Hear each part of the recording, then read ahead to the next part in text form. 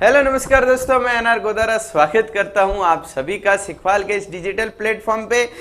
Second grade GK का जो paper है उसकी मैराथन क्लासें हैं जो अपन प्रारंभ कर चुके हैं। तो सभी का स्वागत है, सभी का अभिनंदन है। क्लास को शेयर कर दीजिए, अपने दोस्तों के व्हाट्सएप ग्रुप में सेंड कर दीजिए, टेलीग्राम ग्रुप में शेयर कर दीजिए और स्टेटस भी आज तो लगा ही लोगे आप। प्रारंभ करते हैं आज की क्लास को। आज कौन सा पेपर है? द्वितीय श्रेणी संस्कृत शिक्षा विभाग 12 फरवरी 2023 को आयोजित पेपर है। हाँ जी, आगे बढ़ते हैं।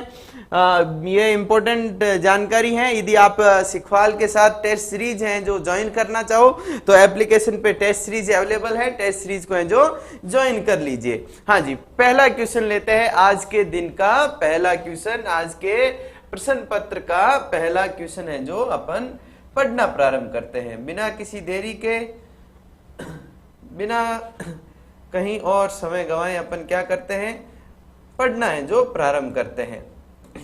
आज का फर्स्ट क्वेश्चन क्या है? आज का फर्स्ट क्वेश्चन है फूटा देवल मेला कहाँ आयोजित होता है? कैसा मेला? फूटा देवल मेला कहाँ आयोजित होता है? उदयपुर, सिरोही, राजसमंद या डूंगरपुर? बताइए। देखे, फूटा देवल मेला है जो कहाँ आयोजित होता है? विकल्प है उदयपुर, सिरोही, राजसमंद और डूंगरपुर। तो दोस्तों ये जो फूटा देवल मेला है वो राजसमंद और पाली की सीमा पे, राजसमंद और पाली की सीमा पे एक परशुराम जी का मंदिर है। परशुराम जी का मंदिर है। उस मंदिर में कौन सा मेला भरा जाता है? फूटा देवल मेला भरा जाता है और यह श्रावण मास में भरा जाता है। कौन से मास में भरा जाता है?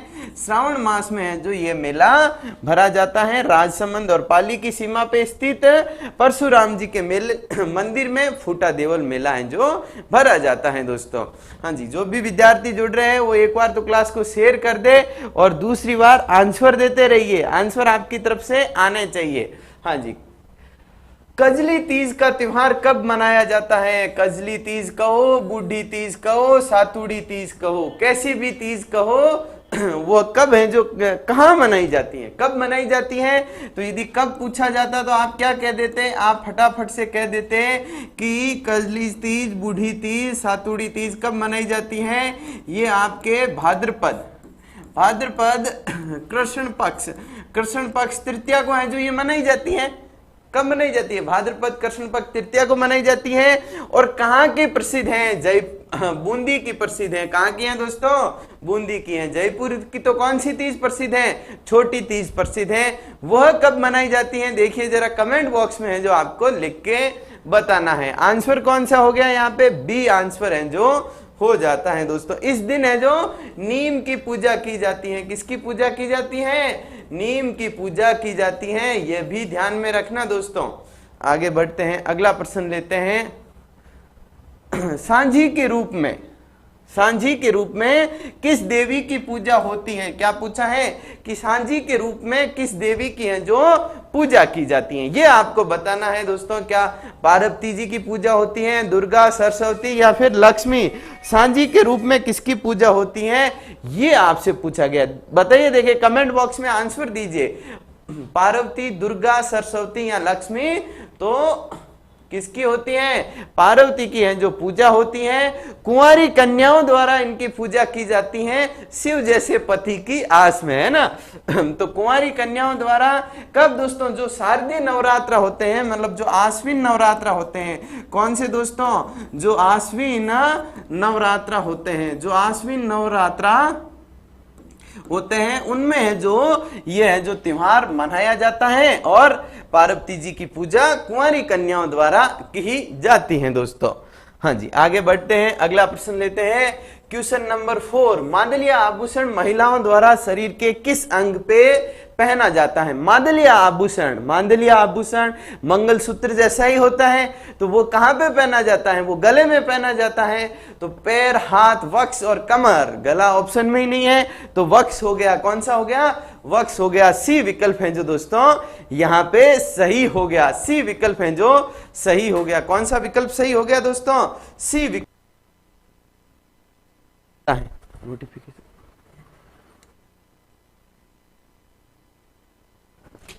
सी विकल्प है जो यहाँ पे सही हो जाता है। आगे बढ़ते हैं, अगला प्रश्न लेते हैं, क्वेश्चन नंबर 5 लेते हैं। मानचरित्र रासों के रचयिता कौन थे? मानचरित्र रासों के रचयिता कौन थे? मानचरित्र रासों के रचयिता आपके क्या नैणसी थे क्या? कवि नरोत्तम, कवि बांकीदास, कवि दयाल दास? बताइए, देखे इन ऑप्शन में से कौन सा है जो क्या मानचरित्र रासों के रचयिता थे? तो कवि नरोत्तम साहब हैं जो मानचरित्र रासों के रचयिता थे।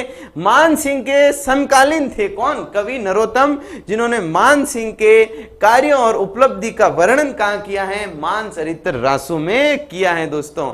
आगे बढ़ते हैं, अगला प्रश्न लेते हैं, question number 6। Question number 6 important है। अग्नि नृत्य का उद्गम किस स्थान से हुआ? अग्नि नृत्य का उद्गम किस स्थान से हुआ? अग्नि नृत्य किया किसके द्वारा जाता है? जसनाथ पंथी, जसनाथ जी के समर्थकों द्वारा किया जाता है। किसके द्वारा? जो जसनाथ पंथी हैं उनके द्वारा किया जाता है। अग्नि नृत्य जसनाथ पंथी लोगों द्वारा किया जाता है। इस जसनाथ पंथ में कुल कितने नियम बताए गए? ध्यान में रखना, 36 नियम बताए गए, 29 नहीं है। 29 तो विष्णुइयों के हैं, जसनाथियों के कितने नियम हैं? 36 नियम है। अग्नि नृत्य जसनाथ पंथियों द्वारा किया जाता है, जिनके 36 नियम है। इनकी प्रमुख पीठ कहाँ है? कतरियासर बीकानेर में है।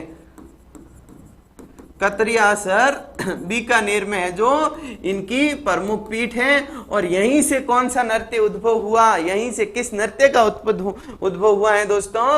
अग्नि नृत्य का है जो उद्भव हुआ है। जसनाथ पंथ के प्रवर्तक जसनाथ जी, 36 नियम, मुख्य पीठ कतरियासर बीकानेर। जसनाथ जी के 2 ग्रंथों के नाम ध्यान में रखने हैं दोस्तों, एग्जाम में पूछे जाते हैं। कौन कौन से ग्रंथ हो गए दोस्तों? एक तो सिंभुदड़ा ग्रंथ है उनका, एक सिंभुदड़ा ग्रंथ है और एक कोंडा ग्रंथ है। इन दोनों के नाम ध्यान में रखना दोस्तों, जसनाथ जी के ग्रंथ है, एग्जाम में पूछे जाते रहे हैं। हाँ जी, अब आगे बढ़ते हैं, अगला प्रश्न लेते हैं। क्वेश्चन नंबर हो गया 7। हाँ जी, अब पॉलिटी की प्रश्नों की श्रृंखला प्रारंभ हो चुकी है, तो शेयर कर दीजिए एक बार सभी क्लास को। राजस्थान का राज्यपाल निम्नलिखित में से किस विश्वविद्यालय का कुलाधिपति नहीं है? 4 विश्वविद्यालयों के नाम दे रखे हैं, उनमें से आपको बताना है कि राजस्थान का राज्यपाल किस विश्वविद्यालय का कुलाधिपति नहीं है। यह है जो आपको बताना है दोस्तों। जो राजस्थान का राज्यपाल है वो क्या है? जो राज्य के विश्वविद्यालय हैं। कौन से विश्वविद्यालय? जो राज्य विश्वविद्यालय हैं, उन राज्य विश्वविद्यालयों के जो कुलपति होते हैं, कौन दोस्तों? जो कुलपति होते हैं उनकी नियुक्ति कौन करता है? उनकी नियुक्ति अपने राज्यपाल साहब करते हैं। और यही राज्यपाल साहब इन राज्य विश्वविद्यालयों के क्या होते हैं? इन राज्य विश्वविद्यालयों के कुलाधिपति होते हैं। कौन से? मैं दोहरा रहा हूं, राज्य विश्वविद्यालयों के। तो देखते हैं ऑप्शन में राज्य विश्वविद्यालय कौन कौन से हैं। हरिदेव जोशी पत्रकारिता और जनसंचार विश्वविद्यालय, सही बात है, ये तो राज्य का ही है। जगत गुरु रामानंदाचार्य राजस्थान संस्कृत विश्वविद्यालय जयपुर, यह भी सही है। राजस्थान केंद्रीय विश्वविद्यालय आ गया भाई, केंद्रीय विश्वविद्यालय अजमेर। राज्यपाल तो सिर्फ राज्य विश्वविद्यालयों का क्या होता है? कुलाधिपति होता है, केंद्रीयों का नहीं होता। तो किसका नहीं है? केंद्रीय विश्वविद्यालय अजमेर का नहीं है। सी ऑप्शन है जो यहाँ सही हो जाता है। कौन सा ऑप्शन सही हो गया? सी है जो सही हो गया। आंसर देते रहिए प्रिय दोस्तों, आंसर नहीं आ रहे आपकी तरफ से। हाँ जी, क्वेश्चन नंबर 8 लेते हैं। किसकी सलाह पर राज्यपाल राजस्थान विधानसभा सदस्य की निर्योग्यता संबंधी मामलों पे निर्णय करता है? बेहतरीन सवाल है दोस्तों। क्या पूछा कि राजस्थान विधानसभा के जो सदस्य हैं यदि वो अयोग्य हो जाते हैं, निर्योग्यता का मतलब क्या है? अयोग्यता है, थोड़ा लॉ का शब्द है, थोड़ा कठिन शब्द है, कोई बात नहीं। उस निर्योग्यता का अर्थ क्या है? अयोग्यता। तो अयोग्यता संबंधी मामलों पे निर्णय कौन लेता है? राज्यपाल लेता है। किसकी सलाह पे लेता है? ये आपसे पूछा गया है। तो दोस्तों, भारत के संविधान का एक अनुच्छेद है, कौन सा अनुच्छेद है दोस्तों? अनुच्छेद है 192। अनुच्छेद 192 क्या कहता है कि यदि अनुच्छेद 192 कहता है कि यदि कोई विधानसभा का सदस्य यानी कि कोई एमएलए साहब यानी कि कोई विधायक साहब क्या हो जाए, विधायक साहब, संविधान का एक और अनुच्छेद बताया गया, अनुच्छेद 192 में लिखा है कि अनुच्छेद 191 के खंड, अनुच्छेद 191 के खंड 1 के तहत क्या हो जाए, निर्योग्य हो जाए या अयोग्य हो जाए, अयोग्य हो जाए, अयोग्य हो जाए। तो इस अयोग्यता के प्रश्न पर निर्णय कौन करेगा, निर्णय राज्यपाल करेगा। कौन करेगा, राज्यपाल करेगा। और राज्यपाल अपनी मर्जी से करेगा क्या, नहीं, अपनी मर्जी से नहीं करेगा। जो निर्वाचन आयोग है, जो निर्वाचन आयोग हैं, अरे कौन सा निर्वाचन आयोग, राज्य निर्वाचन आयोग या केंद्रीय निर्वाचन आयोग, केंद्रीय निर्वाचन आयोग 324 वाला, अनुच्छेद 324 वाला, इस निर्वाचन आयोग की सलाह पर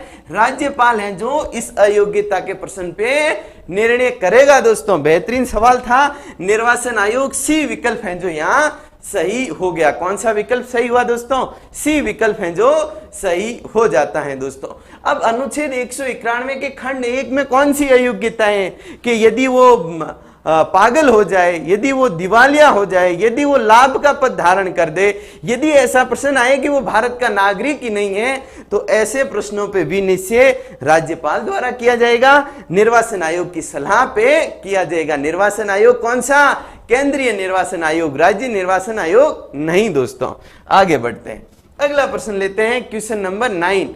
निम्नलिखित में से कौन सा युग्म सुमेलित नहीं है, कौन सा सुमेलित नहीं है ये आपको बताना है। देखते हैं दोस्तों, एक तरफ कौन है, ये भाई साहब क्या हैं, सभी के सभी मुख्य सचिव लग रहे हैं, और इधर हमें जो मुख्यमंत्रियों के नाम उल्लेखित हैं। चलिए देखते हैं, C.K. मैथ्यू। जो C.K. मैथ्यू थे वो राजस्थान के कब रहे मुख्य सचिव, ये राजस्थान के मुख्य सचिव रहे थे 2012-13 में रहे थे। कब रहे थे, 2012-13 में राजस्थान के मुख्यमंत्री कौन थे, अरे अशोक गहलोत थे, वसुंधरा जी नहीं थे, वसुंधरा जी का तो 13 के बाद बने, अशोक गहलोत थे। उस समय अशोक गहलोत थे, सुमेलित नहीं है, तो पहला ही सुमेलित नहीं है, यही गलत हो गया। इस समय तो अशोक जी थे, है ना, अशोक जी का दूसरा कार्यकाल चल रहा था। राजीव महर्षि कब थे राजस्थान के मुख्य सचिव, राजीव महर्षि थे इन C.K. मैथ्यू के बाद ही बन गए, 13-14 में बन गए।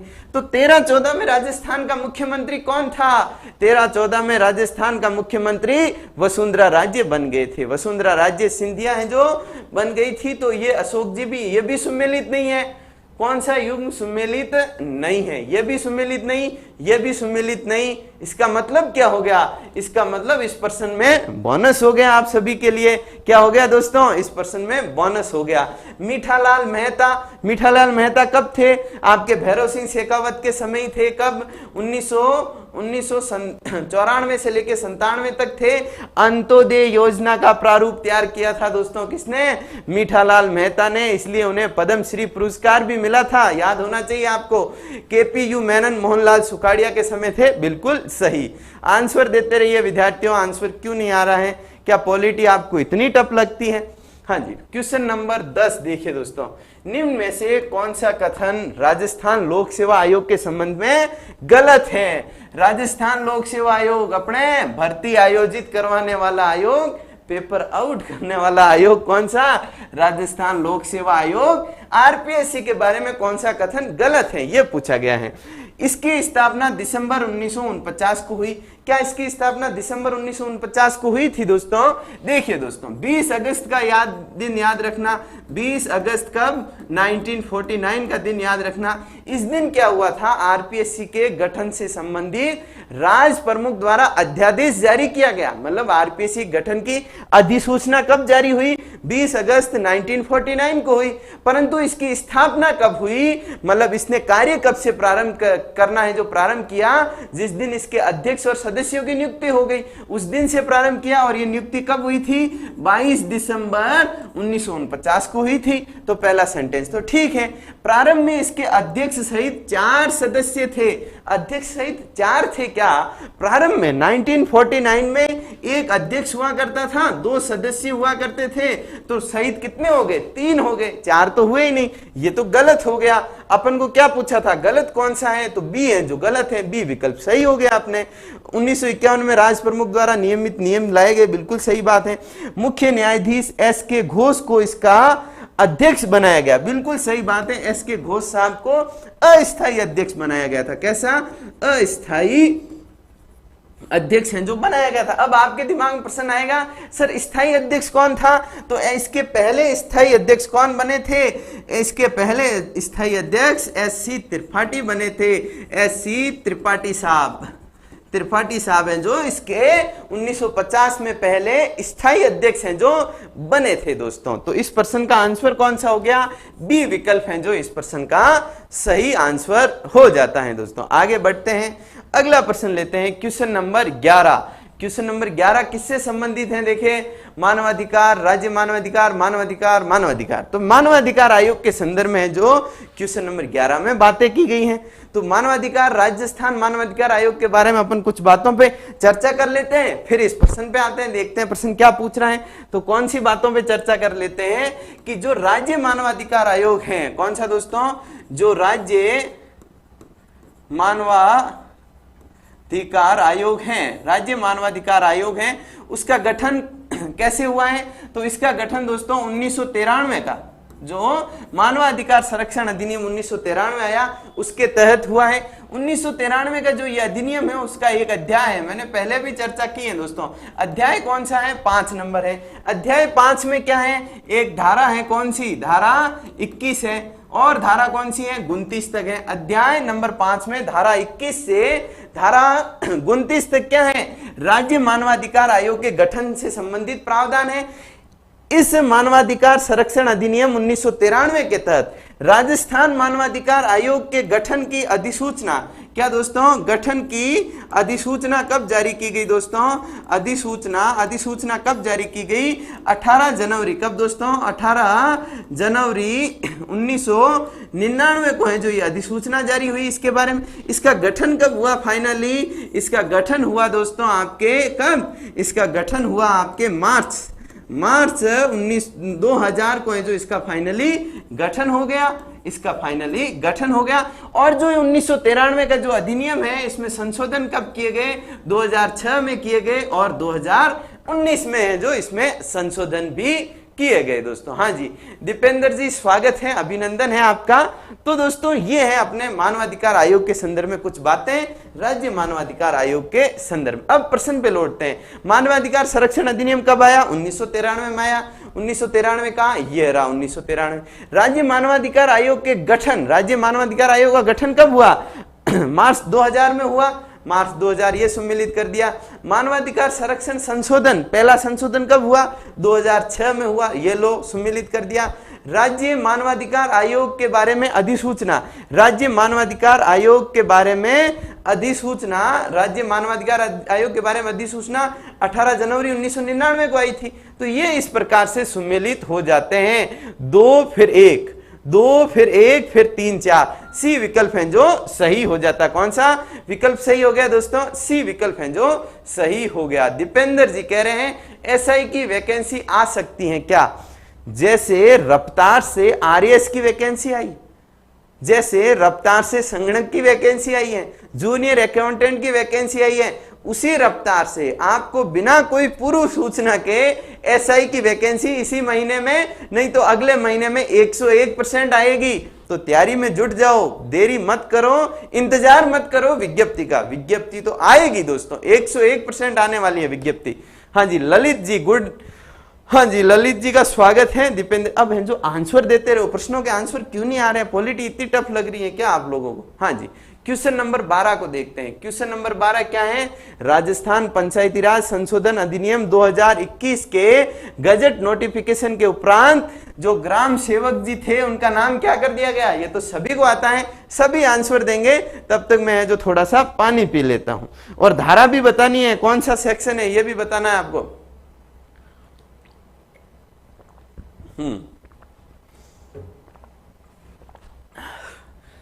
आंसर है जो आपकी तरफ से नहीं आया, कोई बात नहीं, नहीं आया तो नहीं आया। ग्राम सेवक, जो पहले ग्राम सेवक हुआ करते थे वो अब क्या बन गए, वीडियो बन गए, ग्राम विकास अधिकारी बन गए। पहले सेवक हुआ करते थे, अब ऑफिसर बन गए, मतलब उनका स्टेटस बदला गया है, ग्राम विकास अधिकारी के रूप में जो उन्हें जाना जाने लगा। और धारा कौन सी थी, 89 थी। पंचायती राज अधिनियम 1994 की धारा में संशोधन किया गया, कब, 2021 में। और सेवक को क्या बना दिया, सेवक को है जो अधिकारी बना दिया। क्या बना दिया, अधिकारी है जो बना दिया। हाँ जी, दीपेंद्र जी का निवेदन स्वीकार करो। देखे सभी, दीपेंद्र जी कह रहे हैं कि क्लास को है जो लाइक भी करो और शेयर भी करो, तो शेयर है जो आप करते रहो। बिल्कुल दीपेंद्र जी का सही आंसर है जो आया है। हाँ जी, क्वेश्चन नंबर 13 देखिए, 13 बेहतरीन क्वेश्चन है। 15वीं राजस्थान विधानसभा के दौरान कितने स्थानों पर उपचुनाव हुए? जो करंट में विधानसभा चल रही है, कौन सी चल रही है, 15वीं चल रही है ना। बिल्कुल रतन सिंह जी शेखावत का भी सही आंसर आया है, ग्राम विकास अधिकारी। यहां पे आपसे पूछा है कि जो 15वीं राजस्थान विधानसभा है उसमें कितने उपचुनाव हुए, कितने बाई इलेक्शन हुए, ये आपसे पूछा है। बेहतरीन सवाल है दोस्तों। क्या 6 में हुए, 7 में हुए, 3 में हुए या फिर 8 में हुए? तो दोस्तों मैं बता देता हूं, यहाँ पे आपके आंसर का इंतजार नहीं करते हुए बता देता हूं कितने उपचुनाव हुए। 8 जगहों पे उपचुनाव हुए। सबसे पहला उपचुनाव कहां पे हुआ था, खींवसर में हुआ था। कहां पे हुआ था दोस्तों, खींवसर में है जो सबसे पहला उपचुनाव हुआ था। आपके हनुमान जी बेनीवाल की सीट थी।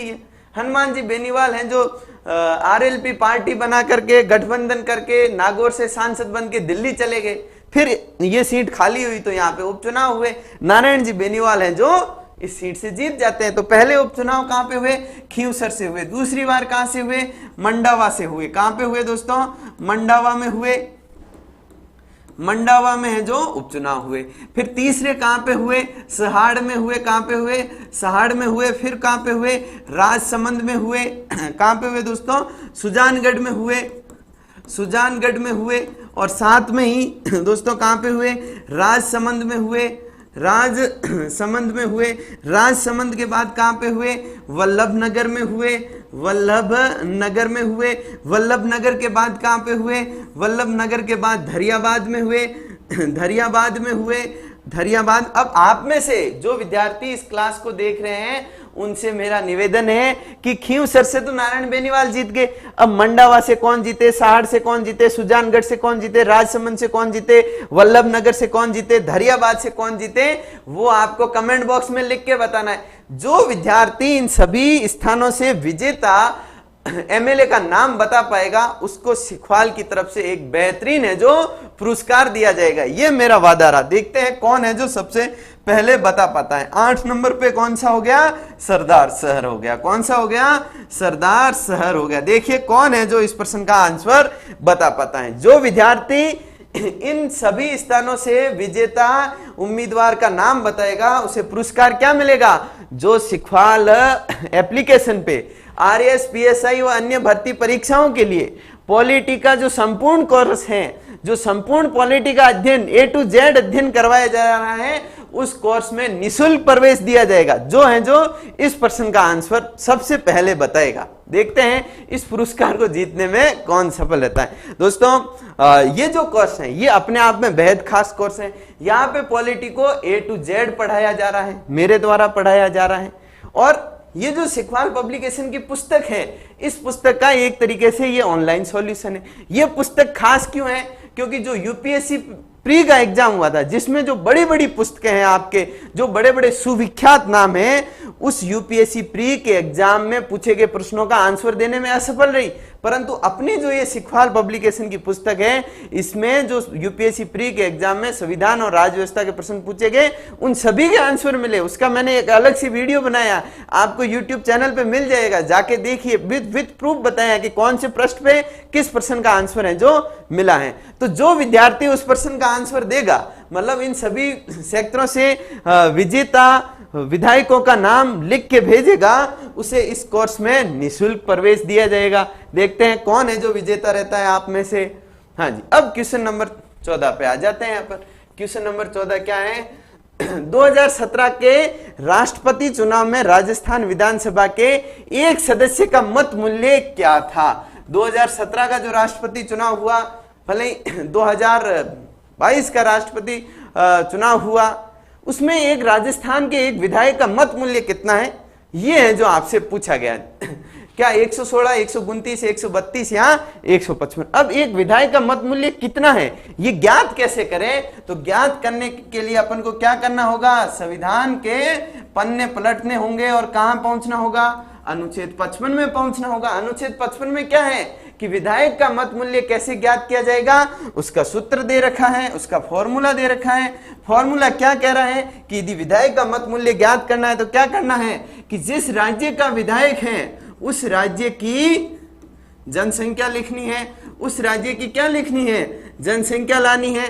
राज्य की जनसंख्या कब की, 2011 की, नहीं 2011 की नहीं, 1971 की जनसंख्या को है जो लिखना है। फिर क्या करना है, फिर है जो आपको क्या करना है कि राज्य में निर्वासित विधायकों की संख्या कितनी है, मतलब विधायकों की संख्या कितनी है, निर्वासित सदस्य कितने हैं, किसके, विधानसभा के निर्वासित सदस्य कितने हैं, उससे डिवाइड करना है और फिर क्या करना है, उसे 1000 से फिर से डिवाइड कर लेना है। इस फॉर्मूले से क्या करना है, इस फॉर्मूले से है जो आपको विधायक का मत मूल्य निकालना है। अब देखते हैं राजस्थान का निकालते हैं। 1971 में राजस्थान की जनसंख्या कितनी थी, ये आपको पता होनी चाहिए, मैं बता देता हूं, आप लिख लेना आगे से। 2,57,65,806 है जो 1971 में राजस्थान की क्या थी, जनसंख्या थी। उस और वर्तमान में विधायक कितने हैं, निर्वासित 200 हैं। 1000 से अपन भाग दे देते हैं। चलिए इस प्रकार से आप कैलकुलेशन करोगे तो कितने निकल के आएंगे, 128.82 आएंगे। 128.82 का मतलब क्या हो गया, 129 हो गया। बी विकल्प है जो यहाँ सही हो गया। बिल्कुल ललित जी बी आंसर दे रहे हैं, ललित जी का बिल्कुल सही आंसर है। ललित जी के लिए तालियां होनी चाहिए, परंतु पुरस्कार जीतने में आप में से कोई सफल नहीं हुआ। खैर कोई बात नहीं, आप कोर्स में जुड़ जाइएगा। ज्यादा कोई बड़ा शुल्क नहीं है, वहां पे बहुत नाम मात्र का शुल्क है, मात्र 99 रुपए, ठीक है। तो इस प्रकार से राजस्थान के एक विधायक का राष्ट्रपति के चुनाव में मत मूल्य कितना है, 129 है। और सर्वाधिक मत मूल्य वाला राज्य यदि पूछा जाए तो आपके उत्तर प्रदेश है, 208 है। सबसे कम सिक्किम है, 7 है मत मूल्य। और एक राज्य ऐसा है छत्तीसगढ़, जिसका भी मत मूल्य, विधायक के मत मूल्य कितना है, 129 है, मतलब राजस्थान के बराबर है। ये ध्यान में रखना, प्रश्न पूछा जा सकता है यहां से। हाँ जी, क्लास को शेयर कर दीजिए प्लीज, निवेदन है आपसे। हाँ जी, क्वेश्चन नंबर 15 को देखिए। क्वेश्चन नंबर 15 क्या कह रहा है कि राजस्थान सिविल सेवा अपीलीय अधिकरण की जयपुर पीठ के क्षेत्राधिकार में आने वाले संभागों के सही समूह को पहचानिए।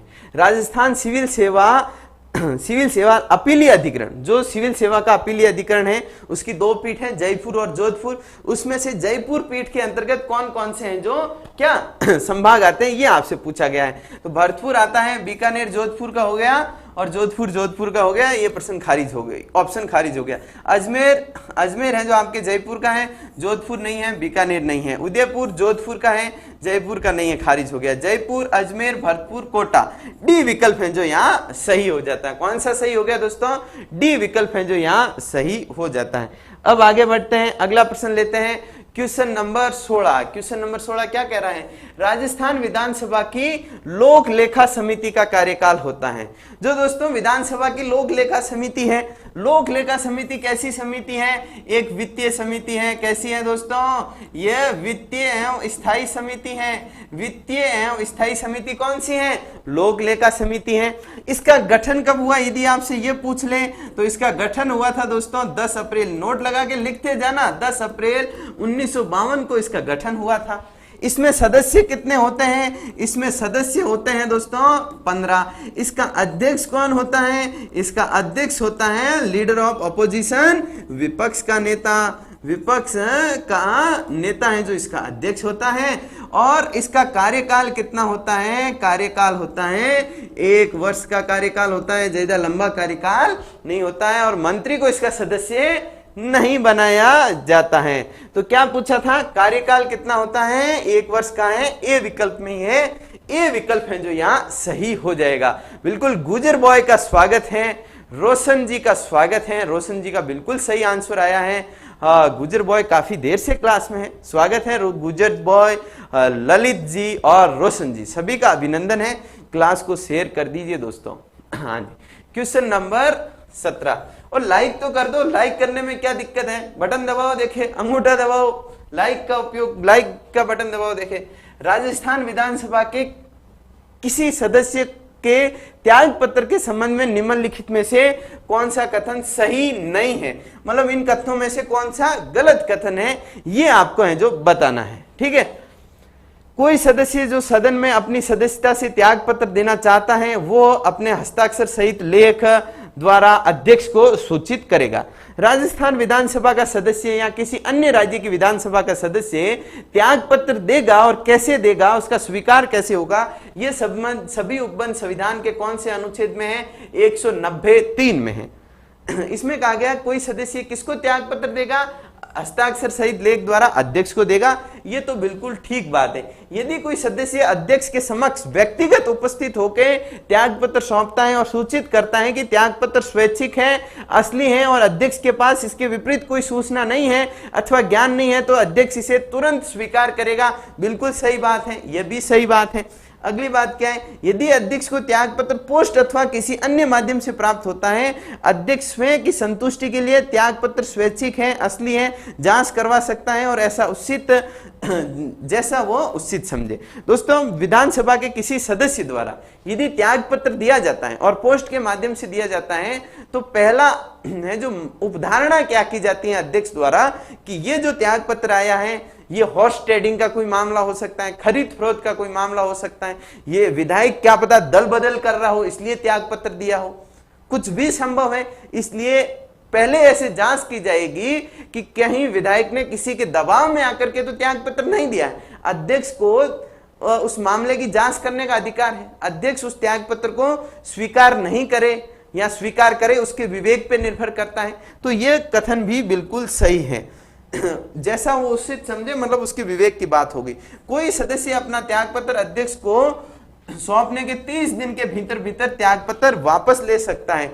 ऐसा प्रावधान है क्या? ऐसा कोई प्रावधान नहीं है, सही नहीं है। ये पूछा था, डी विकल्प है जो सही नहीं है, बाकी सभी हैं जो सही हैं। बिल्कुल ललित जी का बिल्कुल सही आंसर आया है, बहुत जबरदस्त ललित जी। हाँ जी, आगे बढ़ते हैं, क्वेश्चन नंबर 18 को देखते हैं। निम्न में से जिन्होंने राजस्थान विधानसभा के हाल ही में डिजिटल म्यूजियम, राजस्थान विधानसभा में जो डिजिटल म्यूजियम है उसका उद्घाटन किसने किया था? तो दोस्तों 16 जुलाई को। कब दोस्तों? 16 जुलाई 2022 को। 16 जुलाई 2022 के दिन तत्कालीन भारत के मुख्य सचिव किसने? मुख्य सचिव एन.वी. रमन्ना साहब ने। किसने? एन.वी. रमन्ना साहब ने क्या किया था? डिजिटल म्यूजियम का उद्घाटन किया था। ए विकल्प है जो यहाँ सही हो जाता है। क्वेश्चन नंबर 42 देखिए दोस्तों, कौन सा क्वेश्चन है? क्वेश्चन नंबर 42 है। 1919 के अधिनियम ने भारत में पहली बार किस व्यवस्था की शुरुआत की? 1919 का जो अधिनियम है उसमें जो भारत में पहली बार कौन सी व्यवस्था प्रारंभ हुई? प्रत्यक्ष निर्वाचन की, वयस्क मताधिकार की, संघीय न्यायालय की या फिर प्रांतीय स्वायत्ता की? बताइए, देखिए दोस्तों कौन है जो सही आंसर देगा। बिल्कुल ललित जी का सही आंसर आ रहा है। आर्मी लवर डीके का स्वागत है, अभिनंदन है। आंसर देते रहिए दोस्तों। जहां बात करूं दोस्तों मैं प्रांतीय स्वायत्ता की, तो प्रांतों को स्वायत्ता कौन से अधिनियम के तहत दी गई थी? 1935 के अधिनियम के तहत दी गई थी। कौन से अधिनियम के तहत दी गई थी प्रांतों को स्वायत्ता? 1935 के अधिनियम के तहत दी गई थी, क्योंकि 1919 के अधिनियम के तहत क्या हुआ था? प्रांतों में द्वैध शासन प्रारंभ हुआ था। 1935 के तहत द्वैध शासन समाप्त कर दिया और प्रांतों को स्वायत्ता प्रदान कर दी। संघीय न्यायालय की स्थापना भी 1935 के अधिनियम के तहत हुई थी। कब हुई थी? 1 अक्टूबर को हुई थी। 1 अक्टूबर 1937 को 1935 के अधिनियम के तहत संघीय न्यायालय की स्थापना हुई। दिल्ली में स्थापित हुआ। एक मुख्य न्यायाधीश, 6 अन्य न्यायाधीश थे। सर मॉरिस ग्वेयर को है जो इसका प्रथम मुख्य न्यायाधीश बनाया गया था, ये ध्यान में रखना। वयस्क मताधिकार तो आया ही नहीं, है ना। प्रत्यक्ष निर्वाचन, जी हाँ दोस्तों, प्रत्यक्ष निर्वाचन की भारत में शुरुआत 1919 के अधिनियम के तहत हुई, जिसके तहत दोस्तों संपत्ति संपत्ति और संपत्ति के आधार पे जो टैक्स दिया जाता था, उस टैक्स के आधार पे है जो भारत की 10% जनता को मताधिकार का अधिकार प्रदान किया गया। और इस रूप में जो भारत में प्रत्यक्ष निर्वाचन की प्रणाली का विकास 1919 के अधिनियम के तहत हुआ। तो इस प्रश्न का आंसर क्या हो गया? विकल्प नंबर ए है जो आंसर हो गया। बिल्कुल ललित जी का सही आंसर आया है। ललित जी बिल्कुल सही आंसर है जो आप दे रहे हो। हाँ जी, कांता कुमारी का स्वागत है, अभिनंदन है। हाँ जी, आगे बढ़ते हैं, क्वेश्चन नंबर 43 को लेते हैं। क्वेश्चन नंबर 43 क्या कह रहा है दोस्तों? भारत शासन अधिनियम 1935 के अनुसार प्रस्तावित संघीय विधायिका के उच्च सदन का नाम था। दोस्तों 1919 के अधिनियम के तहत केंद्र में 2 केंद्रीय विधान जो मंडल है उसके 2 सदन हो गए थे, एक आपके राज्य परिषद, एक विधानसभा। 1935 में भी ये व्यवस्था बरकरार रही और जो 1935 के अधिनियम के तहत संघीय विधान मंडल था, जो केंद्रीय विधान मंडल था, उसके कौन से सदन का? उच्च सदन। उच्च सदन का नाम क्या था दोस्तों? उच्च सदन का नाम था council of states. Council of states, council of states है जो इसका नाम था। यहाँ पे सी विकल्प है जो सही हो जाता है।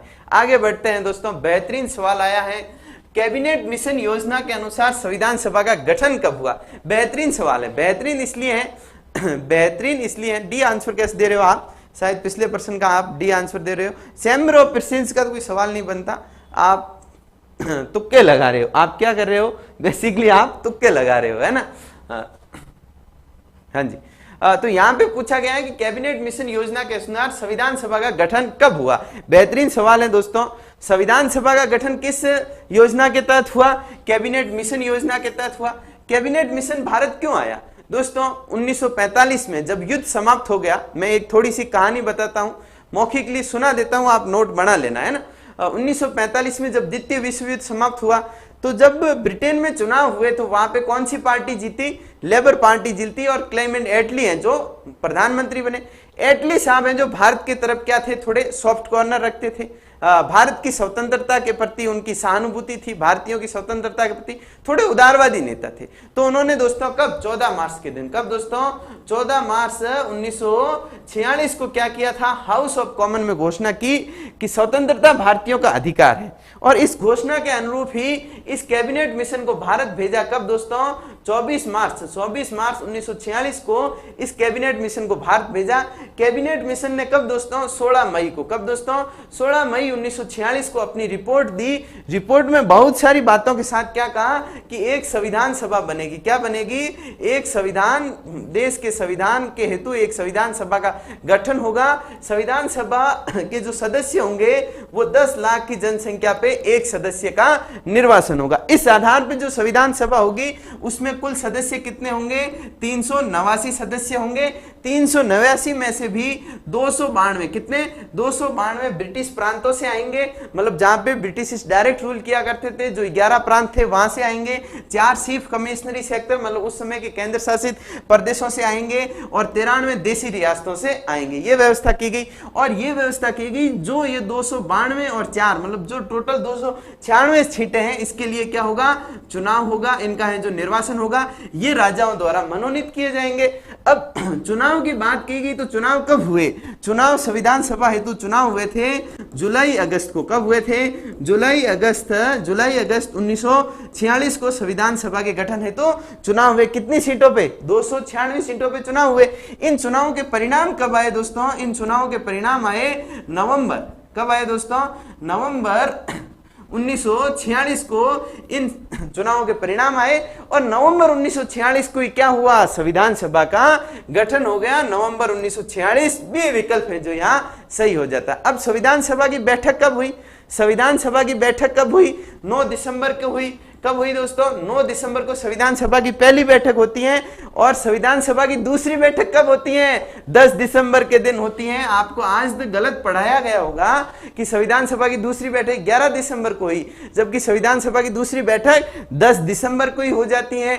इस दिन क्या किया जाता है दोस्तों? मैं आपको बता देता हूं कि 10 दिसंबर के दिन संविधान सभा का जो स्थायी अध्यक्ष है उसका निर्वासन कैसे होगा, उस निर्वासन की रीति का निर्धारण है जो किया गया था। ये ध्यान में रखना दोस्तों, ये जो गलत फैक्ट आपको बताया गया कि संविधान सभा की द्वितीय बैठक 11 दिसंबर को हुई, वो गलत था। द्वितीय बैठक कब हुई है? 10 दिसंबर के दिन ही हो गई थी, ये ध्यान में रखना। इस प्रश्न का तो बी विकल्प है जो सही हो जाता है। बिल्कुल दीपेंद्र जी का सही आंसर आया है, कांता कुमारी का भी बिल्कुल सही आंसर आया है, आर्मी लवर डीके का भी सही आंसर आया है। सभी का सही आंसर है, सभी को बहुत बहुत बधाइयां, सभी को एप्रिशिएट। अब है जो सभी लाइक कर दो। बिल्कुल हाँ, बिल्कुल बिल्कुल दीपेंद्र जी रावत कह रहे हैं 9, 10, 11। हाँ, फिर है जो 12 को भी हुआ था मामला। 12 का संविधान सभा बैठी और फिर स्थगित हो गई। क्यों हो गई? कि जो उद्देश्य प्रस्ताव पंडित जवाहरलाल नेहरू द्वारा लाया जाने वाला था, उस पर वाद विवाद किए जाने वाला था, उस वाद विवाद को स्थगित कर दिया गया 12 दिसंबर के दिन। फिर 13 दिसंबर के दिन है जो उस पर वाद विवाद होता है। बिल्कुल हाँ जी, आगे बढ़ते हैं। अगला प्रश्न लेते हैं, क्वेश्चन नंबर 45 को लेते हैं। कौन सा क्वेश्चन है? 45। संविधान सभा की महत्वपूर्ण समितियों के बारे में निम्नलिखित में से कौन सा कथन गलत है? दोस्तों, जब उद्देश्य प्रस्ताव पारित कर दिया गया, कब किया गया? 22 जनवरी 1947 को जब उद्देश्य प्रस्ताव संविधान सभा द्वारा पारित कर दिया गया, फिर क्या हुआ? फिर संविधान सभा के लिए समितियों का गठन हुआ, संविधान सभा ने कार्य प्रारंभ किया। तो इसके तहत कुछ समितियां बनी थी, उस समितियों में से आपको कुछ कथन दिए, उनमें से गलत कथन है जो आपको छांटना है। संघ की शक्तियों की समितियों में 9 सदस्य थे। सरदार पटेल संघ संविधान समिति के अध्यक्ष थे। सरदार पटेल थे क्या संघ संविधान समिति के अध्यक्ष? संघ संविधान समिति के अध्यक्ष तो कौन थे? पंडित जवाहरलाल नेहरू थे, सरदार पटेल थे ही नहीं, यही गलत है। सरदार पटेल तो प्रांतीय समिति, मूल अधिकार समिति, अल्पसंख्यक समिति के अध्यक्ष हुआ करते थे। जवाहरलाल नेहरू संघ शक्तियों की समिति के अध्यक्ष थे, बिल्कुल ठीक बात है। के.एम. मुंशी स्टीयरिंग समिति या फिर कार्य संचालन समिति के अध्यक्ष थे, यह भी बिल्कुल ठीक बात है। गलत कौन सा हो गया? बी विकल्प है जो गलत हो गया। बिल्कुल ललित जी का है जो ललित कोसवाल जी का बिल्कुल सही आंसर है जो मिला है। क्वेश्चन नंबर 46 को देखिए दोस्तों। क्वेश्चन नंबर 46 है, संविधान की उद्देशिका की कौन सी विशेषताएं निर्वाचित राष्ट्रपति द्वारा प्रकट होती हैं? अच्छा, संविधान की जो उद्देशिका है, जो प्रस्तावना है, उनमें कौन सी विशेषताएं निर्वाचित राष्ट्रपति द्वारा प्रकट होती हैं, ये आपसे पूछा गया है। दोस्तों, संविधान की जो प्रस्तावना है, उद्देशिका है, उसकी पहली लाइन क्या है? हम भारत के लोग भारत को संपूर्ण प्रभुत्व संपन्न समाजवादी पंथ निरपेक्ष लोकतांत्रिक गणराज्य बनाने के लिए, मतलब लोकतांत्रिक गणराज्य। जो प्रस्तावना में गणराज्य शब्द है, मतलब जो गणतंत्र शब्द है, गणराज्य या गणतंत्र, उसका मतलब क्या होता है? गणराज्य या गणतंत्र का मतलब होता है कि जो राष्ट्राध्यक्ष है, क्या दोस्तों, जो राष्ट्राध्यक्ष है वो क्या होगा? जो राष्ट्राध्यक्ष है वो क्या होगा? वंशानुगत नहीं होगा, क्या होगा? निर्वासित होगा। जो राष्ट्राध्यक्ष है वो क्या होगा? निर्वासित होगा। तभी तो कोई राष्ट्र क्या कहलाएगा? गणतंत्र कहलाएगा। तो निर्वासित राष्ट्रपति कौन सा प्रकट शब्द करता है? गणतंत्र शब्द है जो करता है। सी विकल्प है जो सही हो जाता है। फ्रांस से है जो ये शब्द अपन ने लिया है दोस्तों। बिल्कुल कांता जी का सही आंसर है, ललित जी का सही आंसर है, बिल्कुल जबरदस्त। क्वेश्चन नंबर 47 को देखिए। निम्नलिखित में को सुमेलित कीजिए तथा सूचियों के नीचे दिए गए कूटों के सहायता से उत्तर दीजिए। ठीक है। उम्मीदवारों की पूर्व आचरण के संबंध में जानने का मतदान का अधिकार। जो चुनाव लड़ने वाले उम्मीदवार होते हैं उनका पूर्व आचरण क्या है, उनके ऊपर क्या कोई केस वगैरह तो नहीं लगा है, उनका एजुकेशन क्या है, इसके बारे में जानने का अधिकार किसे है? अपन लोगों को, मतदाताओं को है। क्यों है अधिकार? क्योंकि सुप्रीम कोर्ट ने दोस्तों क्या किया कि जो संविधान का अनुच्छेद 19(1) का क है, जिसके तहत वाक अभिव्यक्ति की स्वतंत्रता है, उसके अंदर जानने का अधिकार, सूचना के अधिकार को भी शामिल कर लिया, सूचना के अधिकार को शामिल किया। इसलिए ये जो ये जानने का अधिकार है कहां पे है? 19(1) के ए या क में है।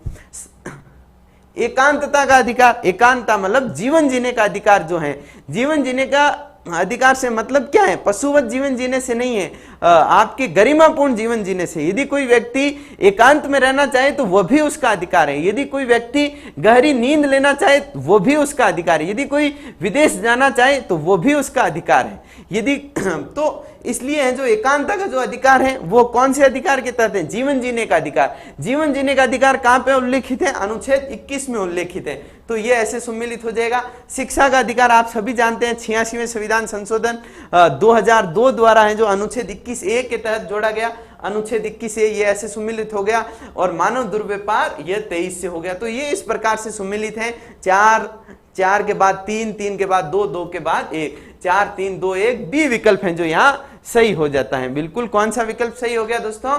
बी विकल्प है जो यहाँ सही हो जाता है। कौन सा विकल्प सही हो गया दोस्तों? बी विकल्प है जो यहाँ सही हो जाता है।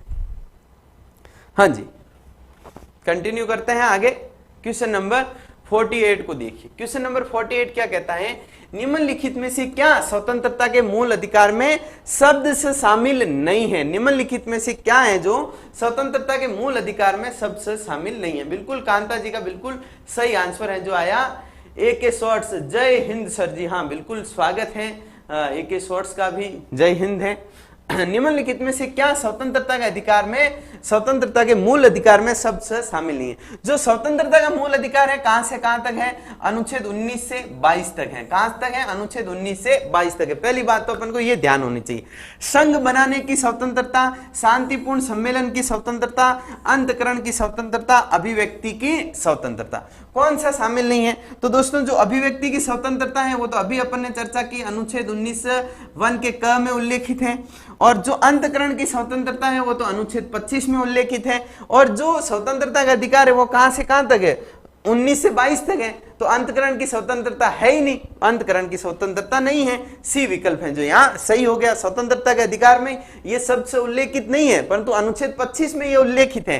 शांतिपूर्ण सम्मेलन की स्वतंत्रता ये तो आपके अनुच्छेद 19(1) के कौन से में है? 1 के ख में है, और संघ बनाने की स्वतंत्रता अनुच्छेद 19 के 1 के ग में है। ये भी है जो आप ध्यान में रखना दोस्तों। बिल्कुल कांता जी डी आंसर दे रहे हैं, AK शॉर्ट्स का सही आंसर है सी विकल्प, और ललित जी का भी सही आंसर है जो प्राप्त हो रहा है ना। अभिव्यक्ति की स्वतंत्रता अनुच्छेद 19(1) के क में उल्लेखित है, ध्यान में रखो। हाँ जी, 49 को देखते हैं। 49 क्या कह रहा है? निम्नलिखित में से कौन भारत के संविधान के भाग 4 क में सम्मिलित नहीं है? कौन सा है जो भाग 4 क में सम्मिलित नहीं है, ये आपको बताना है। हमारी भाग 4 क क्या है? भाग 4 क्या है? मूल कर्तव्य हैं। कब जोड़े गए? 42वें संविधान संशोधन द्वारा। किस समिति की सिफारिश पे जोड़े गए? सरदार स्वर्ण सिंह समिति की सिफारिश पे जोड़े गए। कहां से लिए गए? सोवियत संघ से लिए गए। कितने मूल कर्तव्य हैं? तो 10 पहले थे, फिर एक और आ गया तो 11 हो गए। तो टोटल मूल कर्तव्य कितने हैं? नागरिकों के 11 हैं। तो यहाँ पे जो उन 11 में से कौन सा शामिल नहीं है ये आपसे पूछा गया है। तो हमारी सामाजिक संस्कृति, गौरवशाली परंपरा की रक्षा करना भारत के प्रत्येक नागरिक का कर्तव्य है, सही बात है। हिंसा से दूर रहना भारत के प्रत्येक नागरिक का कर्तव्य है, ठीक बात है। प्राकृतिक पर्यावरण की रक्षा करना भारत के प्रत्येक नागरिक का कर्तव्य है, ठीक बात है। राष्ट्रीय भाषा हिंदी का आदर करना और आदर करना भारत के प्रत्येक नागरिक का कर्तव्य। क्या ये ऐसा उल्लेख है क्या? दोस्तों ऐसा उल्लेख बिल्कुल नहीं है। इस प्रश्न का आंसर क्या हो गया? डी आंसर है जो हो गया अनुच्छेद 51 क या भाग 4 क में यह कर्तव्य उल्लेखित नहीं है। यदि आपसे ये पूछा जाए कि हिंदी हमारी राष्ट्रभाषा नहीं, कौन सी है? हिंदी आपकी हमारी कैसी भाषा है? राजभाषा है। कैसी भाषा है दोस्तों? राजभाषा है। ये उल्लेख संविधान में कहां पे है? तो ये उल्लेख संविधान के कौन से अनुच्छेद में है? संविधान के 343 अनुच्छेद में। अनुच्छेद 343 में ये व्यवस्था की गई। AK शॉर्ट्स डी आंसर दिया है, ललित जी ने डी आंसर दिया है, कांता कुमारी ने डी आंसर दिया है, सभी का सही आंसर है। रत्नेश्वर सिंह ने भी डी आंसर दिया है, आपका भी सही आंसर है। सभी को अप्रिशिएट।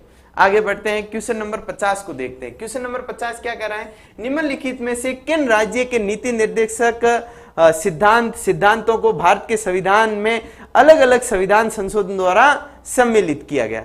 कौन से जो नीति निर्देशक तत्व हैं, DPSP हैं, वो मूल संविधान में नहीं थे, संविधान संशोधन द्वारा उन्हें शामिल किया गया, वो कौन से हैं ये आपसे पूछा गया है।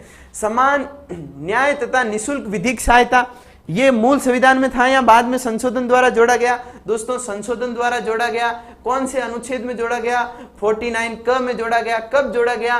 42वें संविधान संशोधन 1976 द्वारा है जो इसे जोड़ा गया। तो ये हो गया जो बाद में संशोधन द्वारा जोड़ा गया।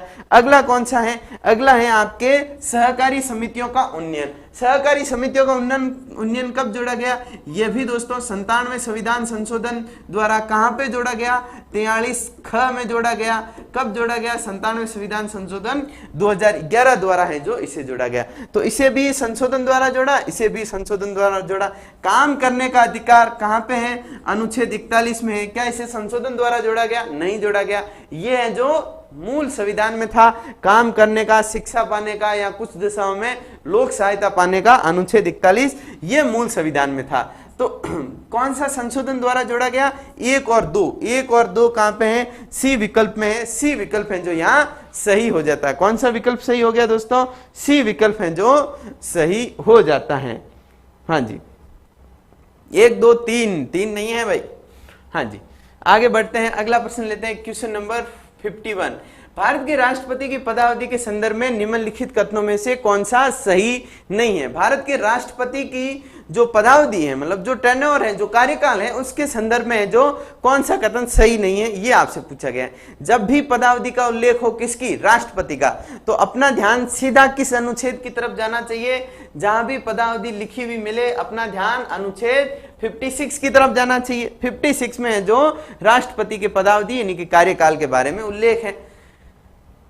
राष्ट्रपति अपने पद धारण करने की तारीख से 5 वर्ष की अवधि तक पद धारण करेगा। बिल्कुल ठीक बात है दोस्तों। 56 का जो 1 है उसी में यह कह रखा है। राष्ट्रपति भारत के मुख्य न्यायाधीश को संबोधित कर अपने हस्ताक्षर सहित लेख द्वारा अपना त्याग पत्र देगा। क्या राष्ट्रपति मुख्य न्यायाधीश को त्याग पत्र देता है? क्या राष्ट्रपति मुख्य न्यायाधीश को त्याग पत्र नहीं देता। राष्ट्रपति उपराष्ट्रपति को त्याग पत्र देता है। किसे देता है?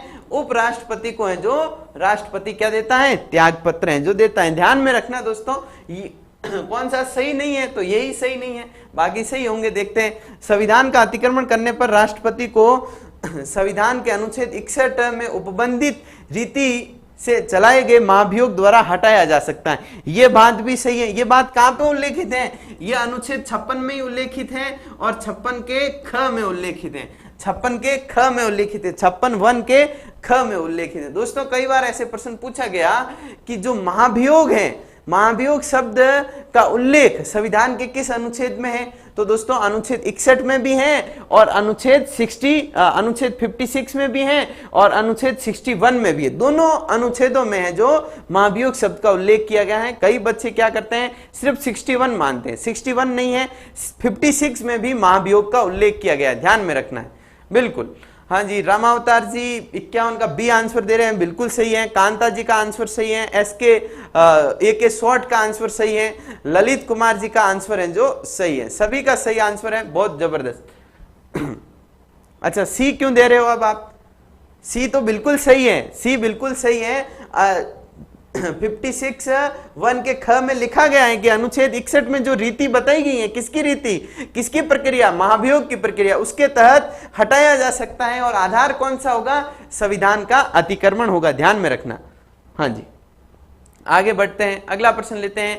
क्वेश्चन नंबर 52 क्या कह रहा है कि निम्नलिखित में से संविधान का कौन सा अनुच्छेद प्रधानमंत्री को राष्ट्रपति और मंत्री परिषद के बीच संचार चैनल बनाता है? मतलब कौन सा अनुच्छेद है जो राष्ट्रपति और प्रधानमंत्री के मध्य संबंधों को परिभाषित करता है, स्थापित करता है? तो संविधान का एक अनुच्छेद है 78। वो क्या करता है? संविधान का अनुच्छेद 78, संविधान का अनुच्छेद 78 में क्या उल्लेखित है?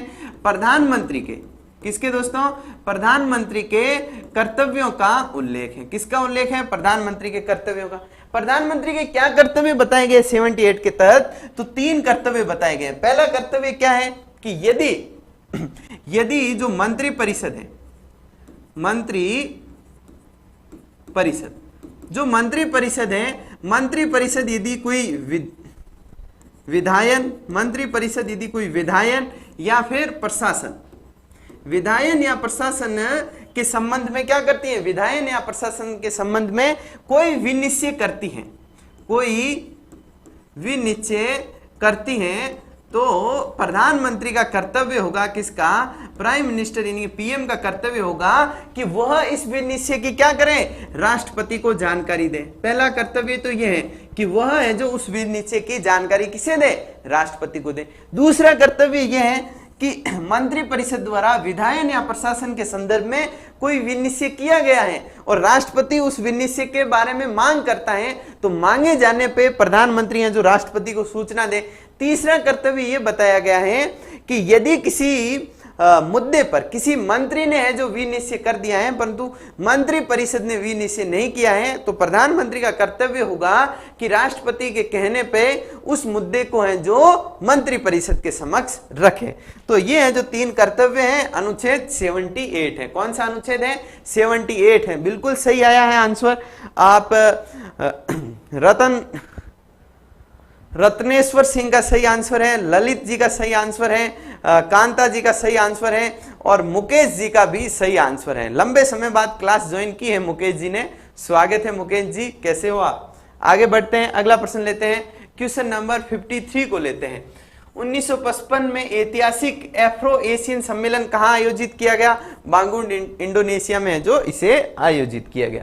आगे बढ़ते हैं, क्वेश्चन नंबर 54, निम्नलिखित को सुमेलित कीजिए तथा सूचियों के नीचे दिए गए कूटों की सहायता से सही उत्तर का चयन कीजिए। सुमेलित करना है अपन को, चलिए सुमेलित करते हैं। एक तरफ क्या है, राजनीतिक दल है, एक तरफ उससे संबंधित नेता है। कांग्रेस सोशलिस्ट प्रजा पार्टी, जो कांग्रेस सोशलिस्ट प्रजा पार्टी थी उसके नेता कौन थे, आचार्य नरेंद्र देव थे। भारतीय कम्युनिस्ट पार्टी एम.एन. रॉय द्वारा स्थापित, 1925 में स्थापित, 1967 में जो इसका विभाजन हो गया था, तो इसके नेता कौन थे, ए.के. गोपालन थे। ए.के. गोपालन अनुच्छेद 21 के संदर्भ में एक केस भी है ए.के. गोपालन से संबंधित। ए.के. गोपालन कम्युनिस्ट पार्टी के नेता थे, तमिलनाडु के नेता थे। उनको है जो गिरफ्तार कर लिया सरकार द्वारा निवारक निरोध अधिनियम के तहत गिरफ्तार करके जेल में डाल दिया। फिर अनुच्छेद 21 के तहत वो है जो सुप्रीम कोर्ट जाते हैं और ए.के. गोपालन एक केस बनता है जिसको अपन मौलिक अधिकार पढ़ेंगे तब विस्तार से चर्चा करेंगे इसके बारे में। भारतीय जनसंघ तो कौन होंगे, दीनदयाल उपाध्याय। आजकल सरकार क्या कर रही है, हर सरकारी योजना का नाम क्या कर रही है, दीनदयाल उपाध्याय कर रही हैं। तो दीनदयाल उपाध्याय के बारे में आप सभी जानते होंगे। तो दीनदयाल उपाध्याय क्या थे, भारतीय जनसंघ के ये अध्यक्ष थे। कब बने थे भारतीय जनसंघ के अध्यक्ष, 1967-68 में जो भारतीय जनसंघ के अध्यक्ष बने थे।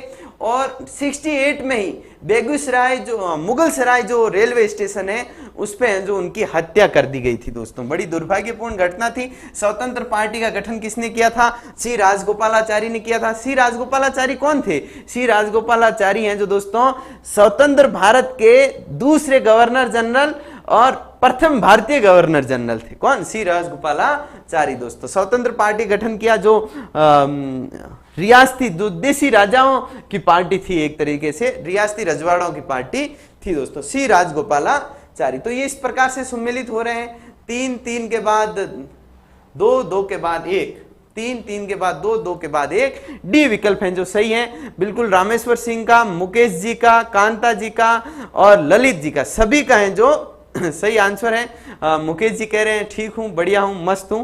तो मस्त बने रहिए, आनंद करते रहिए, पढ़ते रहिए और क्लास को लाइक कर दीजिए। जिस विद्यार्थी ने अब तक क्लास को लाइक नहीं किया है वो एक बार लाइक कर दे। और क्या काम करना है, चैनल को सब्सक्राइब कर लेना है यदि नहीं किया है तो, और शेयर भी कर ही देना आप। हाँ जी, आगे बढ़ते हैं, अगला प्रश्न लेते हैं, क्वेश्चन नंबर 55 को लेते हैं। निम्नलिखित में से कौन सा सुमेलित नहीं है, कौन सा सुमेलित नहीं है, ये है जो आपको बताना है। सतपाल जी का स्वागत है भाई। विजय लक्ष्मी पंडित संयुक्त राष्ट्र महासभा की प्रथम महिला अध्यक्ष, बिल्कुल सही है। कौन सा सुमेलित नहीं है ये आपको बताना है। चिन्मय रजनाथ गैर खान जी संयुक्त राष्ट्र आर्थिक समीक्षा परिषद के अध्यक्षता की। नगेंद्र सिंह अंतर्राष्ट्रीय न्यायालय की अध्यक्षता की, बिल्कुल सही बात है। हंसा मेहता संयुक्त राष्ट्र सुरक्षा परिषद की प्रथम महिला अध्यक्ष। हंसा मेहता संयुक्त राष्ट्र सुरक्षा परिषद में पहुंची नहीं, संयुक्त राष्ट्र सुरक्षा परिषद से हंसा मेहता का कोई संबंध नहीं। हंसा मेहता तो क्या थी, ये एक संविधान सभा की, कहाँ की दोस्तों, संविधान सभा की सदस्य थी। संविधान सभा की सदस्य कौन थी, हंसा मेहता थी। और हंसा मेहता के बारे में एक बेहतरीन फैक्ट ये है कि जब देश आजाद हुआ 14-15 अगस्त को जब देश आजाद हुआ तो संविधान सभा को यानी कि राजेंद्र प्रसाद को राष्ट्रीय ध्वज किसने सौंपा था?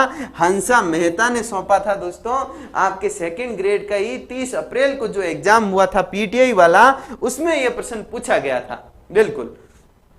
क्लास का टाइम बताओ, कांता जी कह रहे हैं क्लास का टाइम रोज ठीक 7 बजे ये क्लास स्टार्ट हो जाती है, 7:05 पे। सभी लाइव आया करो, जो रिकॉर्डेड देखते हैं उनको भी मैं बार बार कहता हूं लाइव आया करो, कि लाइव में अपनी संख्या बढ़नी चाहिए, क्योंकि अपन मेहनत कर रहे हैं, कंटेंट में कोई कमी है जो अपन नहीं छोड़ रहे हैं, पूरी मेहनत करते हैं क्लास की तैयारी करने में, आपको अच्छे से अच्छा कंटेंट देने में, अच्छी सी अच्छी जानकारी आप तक पहुंचाने में। तो क्लास को शेयर कर लिया करो और ठीक 7 बजे सभी लाइव आ जाया करो। हाँ जी रामेश्वर सिंह जी स्वागत है भाई, बिल्कुल सही आंसर दे रहे हो आप। रामेश्वर जी का सही आंसर है, मुकेश जी का सही आंसर है, ललित जी का भी सही आंसर है। हाँ अभी अब है जो फिर से क्या होता है, अब अपने पॉलिटी के प्रश्नों का है जो समापन होता है और फिर से हिस्ट्री के प्रश्न है जो आपके समक्ष उपस्थित होते हैं। तो पॉलिटी अपना सब्जेक्ट है, पॉलिटी को अपन पढ़ाते हैं, पॉलिटी को अपन जीते हैं, पर हिस्ट्री को भी अपन दोस्त मान के चलते हैं। तो हिस्ट्री को भी अपन देख लेते हैं। दोस्तों निम्नलिखित में से कौन सी सभ्यता कांतली नदी के उद्गम पर स्थित है? कांतली नदी सिक्कर में कौन सी सभ्यता है? ताम्रयुगीन सभ्यता, गणेश्वर सभ्यता है। कौन सी सभ्यता है दोस्तों? गणेश्वर सभ्यता है। सी विकल्प है जो सही हो जाता है। बिल्कुल ललित जी का सी आंसर। अब थोड़ा सा है जो तेज गति से चलेंगे अपन, कांता जी का सी आंसर है, क्योंकि हिस्ट्री कल्चर आपने खूब पढ़ी भी है। आप फटाफट आंसर दोगे और फटाफट मैं प्रश्नों को हल करते हुए आगे बढ़ूंगा। थोड़ा सा रैपिड फायर करेंगे क्योंकि अब समय काफी हो चुका है। घड़ी की सुइयां इशारा कर रही हैं कि नए शिक्षक को बुलाया जाए और उनसे जो उन्हें है जो मौका दिया जाए। क्वेश्चन नंबर 87, रणथंभौर के चौहान राजवंश का संस्थापक कौन था? रणथंभौर के चौहान राजवंश का संस्थापक कौन था दोस्तों? गोविंदराज थे। कौन थे दोस्तों? गोविंदराज थे। कुतुबुद्दीन ऐबक की सहायता से चौहान वंश की स्थापना रणथंभौर में किसने की थी? गोविंदराज ने की थी। तराइन के द्वितीय युद्ध में जब पृथ्वीराज हार जाते हैं तो गोविंदराज हैं जो कहां पहुंच जाते हैं? रणथंभौर पहुंच जाते हैं। डी विकल्प है जो सही हो जाता है। सतपाल जी का बिल्कुल सही आंसर आया है, मुकेश जी का सही आंसर है, कांता जी का सही आंसर है, सभी का सही आंसर। 89 को देखते हैं। 89 क्या है? निम्नलिखित में से किस सभ्यता को धूलकोट भी कहते हैं? तो अपने किस सभ्यता को धूलकोट कहते हैं? अपन अपने सभ्यता है आहड़ सभ्यता। कौन सी? आहड़ सभ्यता को धूलकोट कहते हैं। उदयपुर में स्थित है। खोज कब हुई थी आहड़ सभ्यता की? खोज दोस्तों किसने की थी? 1953 में कही गई थी। किसने की थी? अक्षय कीर्ति व्यास ने, जो अक्षय कीर्ति व्यास साहब ने जो आहड़ सभ्यता की खोज की थी।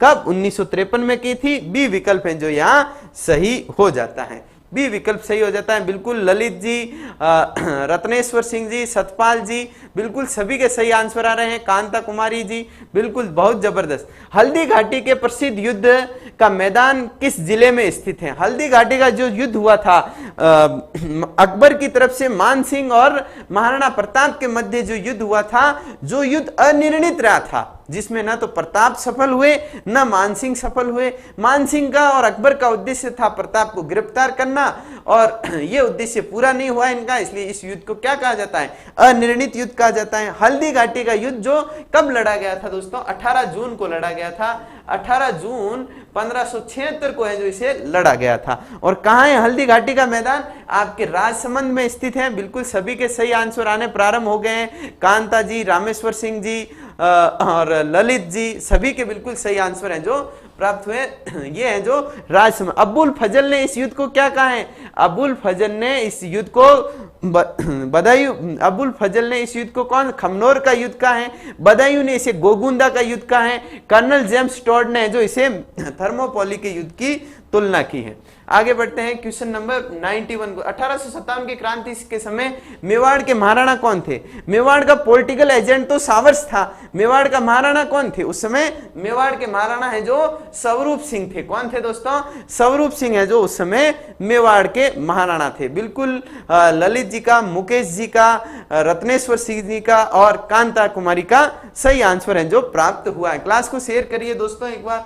हाँ जी आगे बढ़ते हैं। क्वेश्चन नंबर 87 को लेते हैं। मोतीलाल तेजावत का जन्म कहां हुआ? मोतीलाल तेजावत का जन्म कोलियारी ग्राम में हुआ। कहां पे हुआ दोस्तों? कोलियारी ग्राम में हुआ। कब हुआ था? 1885 में हुआ था। कोलियारी ग्राम कहाँ है? उदयपुर में है। कहाँ पे है दोस्तों? कोलियारी ग्राम है जो यह उदयपुर में है।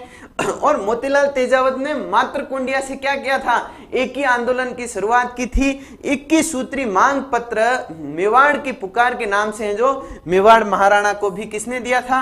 मोतीलाल तेजावत ने है जो दिया था। आदिवासियों के मसीहा के नाम से कौन जाने जाते हैं? मोतीलाल तेजावत हैं जो जाने जाते हैं। बिल्कुल सभी का सही आंसर आ रहा है ए बिल्कुल। ललित जी का, मुकेश जी का, हाँ जी। क्वेश्चन नंबर 93, तंगसुख लाल मित्तल किस प्रजामंडल संगठन के नेता थे? तंगसुख लाल मित्तल हैं जो कोटा प्रजामंडल के थे ना, कोटा प्रजामंडल के हैं जो नेता थे। बिल्कुल सतपाल जी कह रहे हैं कोलियारी ग्राम उदयपुर 1885। 94 क्वेश्चन, उदयपुर में स्थापित देश हितैषणी सभा का मुख्य उद्देश्य क्या है?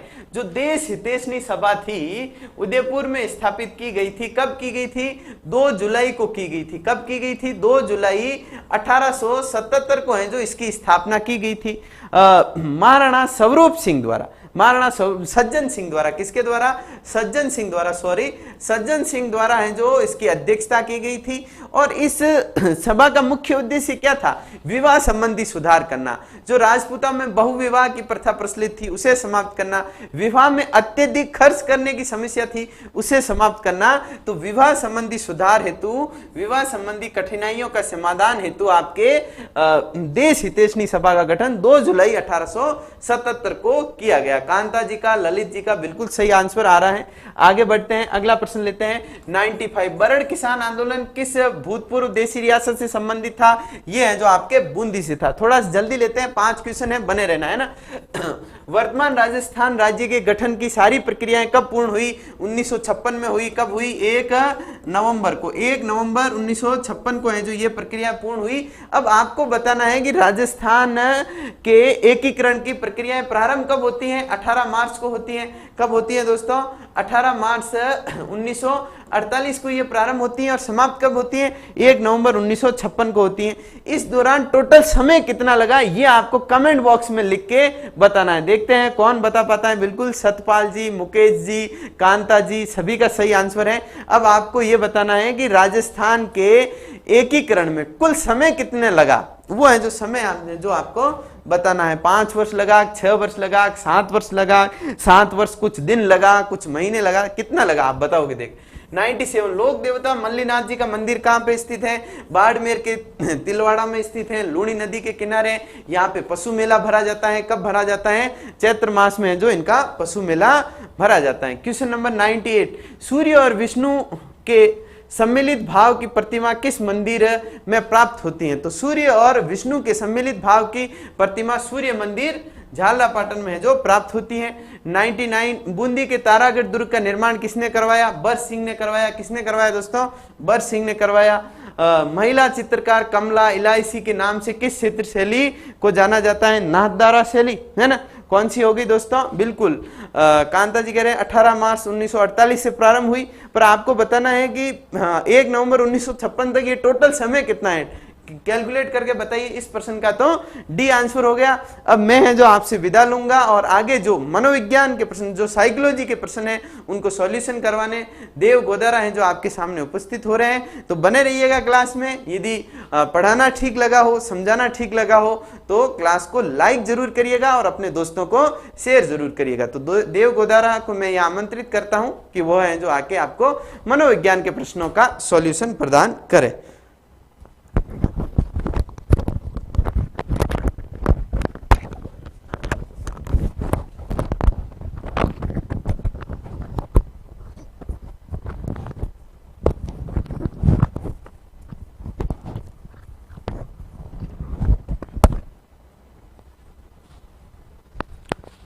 हेलो नमस्कार दोस्तों, स्वागत है आप सभी का सिक्वाल के इस डिजिटल प्लेटफॉर्म पे। चलिए स्टार्ट करते हैं आज के सेशन को। स्वागत है सतपाल जी, कांता जी, मुकेश जी, सभी का स्वागत है।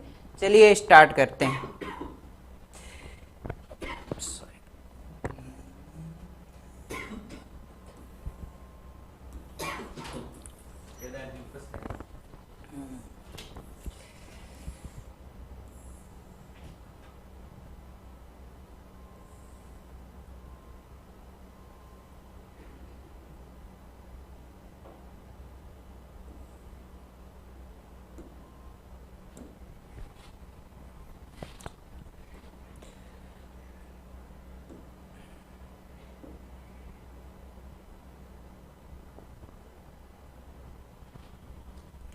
चलिए दोस्तों स्टार्ट करते हैं। आज का जो अपना मनोविज्ञान का पहला क्वेश्चन है, संप्रत्य निर्माण शिक्षा मनोविज्ञान के क्षेत्र में किस घटक से संबंधित है। किसकी बात की गई है दोस्तों? कंसेप्ट फॉर्मिंग की बात की गई है, संप्रत्य निर्माण की बात की गई है, कंसेप्ट फॉर्मिंग की बात की गई। दोस्तों सबसे पहले अपन जानते हैं कंसेप्ट फॉर्मिंग होता है क्या है, संप्रत्य निर्माण क्या होता है। संप्रत्य निर्माण के तहत विश्लेषण संश्लेषण के द्वारा बालक हैं जो दो समान लगने वाली वस्तुओं में विभेदन करना सीखता है। जैसे आपने देखा होगा कि छोटा बच्चा होता है जो दो समान दिखने वाली वस्तु है। जैसे आप देखते हो छोटे बच्चे के जो जूते पहनता है तो उसमें दाएं पैर का जूता है बाएं पैर में और बाएं पैर का दाएं पैर में पहन लेता है। ऐसा क्यों होता है? क्योंकि उसका कंसेप्ट क्लियर नहीं होता है, कौन सा जूता है जो दाएं पैर का है, कौन सा जूता है जो बाएं पैर का है। कांता जी ने बी बताया, सभी इसका आंसर देना स्टार्ट कर दिया। देखते हैं, अपन पहले समझने का प्रयास करते। तो उसका जो कंसेप्ट है जो क्लियर नहीं हो पाता है, वो विभेद नहीं कर पाता है कि कौन सा जूता दाएं पैर का है और कौन सा बाएं पैर।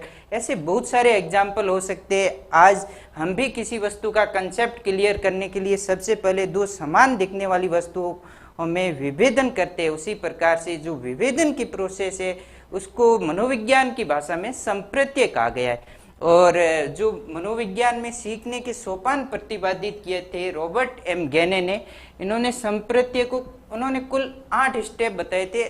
सीखने के 8 प्रकार उन्होंने व्यक्त किए थे। उनमें उन्होंने कंसेप्ट को है जो 6ठे नंबर पे रखा था। और 8 कौन कौन से प्रकार थे वो अपन आगे पढ़ते हुए आगे बढ़ेंगे। चलिए इसके आंसर को देखते। संप्रत्य निर्माण के क्षेत्र में किस घटक से संबंधित है, मतलब संप्रत्य निर्माण का जो किस घटक से संबंधित हैं। तो अधिगमकर्ता निर्माण किस घटक से संबंधित है, तो अधिगमकर्ता घटक नहीं है। सीखने की प्रक्रिया से, ठीक है, सीखने की प्रक्रिया और अध्यापक से, अध्यापक एक घटक नहीं है। और सीखने के वातावरण से, दोस्तों ये सीखने के वातावरण इसके लिए सही और उपयुक्त होगा, क्योंकि कंसेप्ट अपन वातावरण में जो मनोवैज्ञानिक वस्तुएं या जो भी वातावरण में मूर्त या अमूर्त वस्तुएं उनके बारे में कंसेप्ट क्लियर करते। इस प्रकार से इसका राइट आंसर बहुत ही घुमाने वाला क्वेश्चन है, क्योंकि अधिकांश बच्चों को इसका सीखने की प्रक्रिया सही लगेगा, लेकिन इसका राइट आंसर ऑप्शन डी हो जाता है। आपने किसी ने डी दिया है क्या? बीएसटीसी की क्लास स्टार्ट करो। बीएसटीसी की क्लास के बारे में बात करेंगे। अच्छा, ये पिछले क्वेश्चन का 8, 7 और महीने बी दिया है। बी मैंने कहा ना आप इसका आंसर बी दोगे, लेकिन इसका आंसर डी होगा। चलिए आगे बढ़ते।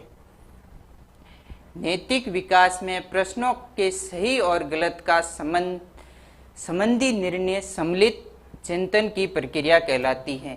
नैतिक विकास में और चिंतन की बात की गई है। दोस्तों अपन जब भी चिंतन की बात करते हैं तो चिंतन की शुरुआत कहाँ से होती है? कल्पना से होती है। और इसका जो टॉप लेवल है, इसका हाईएस्ट लेवल क्या होता है? तर्क होता है।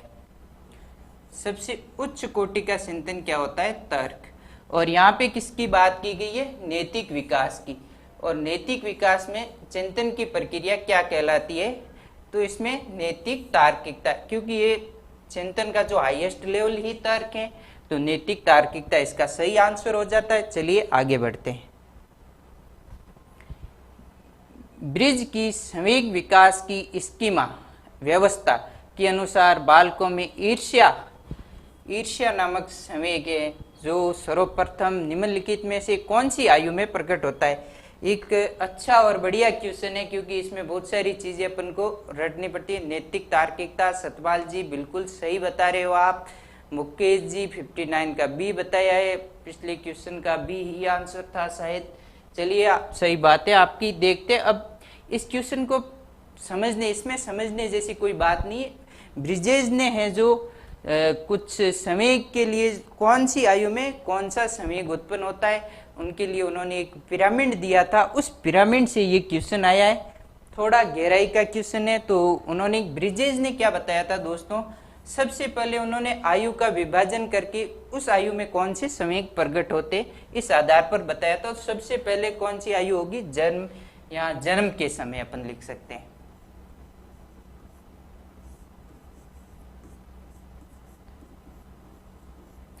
तो उन्होंने कहा था जन्म के समय बालक में केवल एक ही संवेग होता है, जिसे क्या बोलते हैं, उत्तेजना।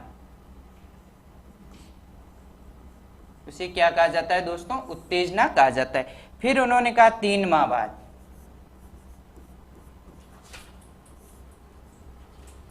3 माह के बाद है जो उन्होंने बताया कि उत्तेजना प्लस, उत्तेजना तो होती है, जो संवेग उसमें आ गया वो जाता नहीं है, तो उत्तेजना के बाद इन्होंने कहा 3 माह के बाद उत्तेजना, उन्होंने कहा होता है आनंद। ये बुक पे आ गया दोस्तों, आप समझ लीजिए, आनंद, और यहाँ लिख देता हूं मैं, उसके बाद में आनंद, आनंद और क्रोध। ये क्वेश्चन ऐसे भी पूछा जा सकता है कि 3 माह में कौन सा संवेग है जो ब्रिजेश के अनुसार उत्पन्न होता है, तो आनंद और क्रोध हो गया। और उसके बाद में उन्होंने वर्गीकृत किया था 6 माह। 6 माह में कौन कौन से संवेग है जो बालकों में उत्पन्न होते हैं ब्रिजेश के अनुसार, तो उन्होंने कहा था भय, ऊपर वाले प्लस भय, थोड़ा इसको इस प्रकार से लिखे कि आपको दिखाई दे। उन्होंने कहा था भय उत्पन्न होता है, और घृणा, भय और घृणा के साथ साथ उन्होंने क्या बोला था, प्रेम, आनंद, प्रेम और भय, घृणा और प्रेम, ये 6 माह के बाद होते हैं। और 6 माह के बाद उन्होंने जो अगली अवस्था बताई थी वो 18 माह, जिसकी बात क्वेश्चन में भी की गई है। 18 माह के बाद, 18 माह के बाद उन्होंने क्या कहा था, कौन कौन से भय, घृणा, क्रोध, ये तो होते ही है, और इसके भय, घृणा, क्रोध, और इसके बाद में इसमें हो जाते हैं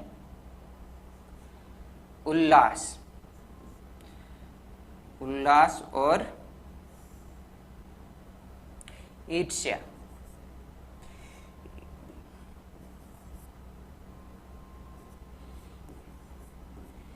उल्लास और ईर्ष्या। उसके बाद में उन्होंने बताई थी 24 माह। 24 माह में ये सब प्लस क्या हो जाते हैं, ऊपर वाले सभी प्लस हर्ष।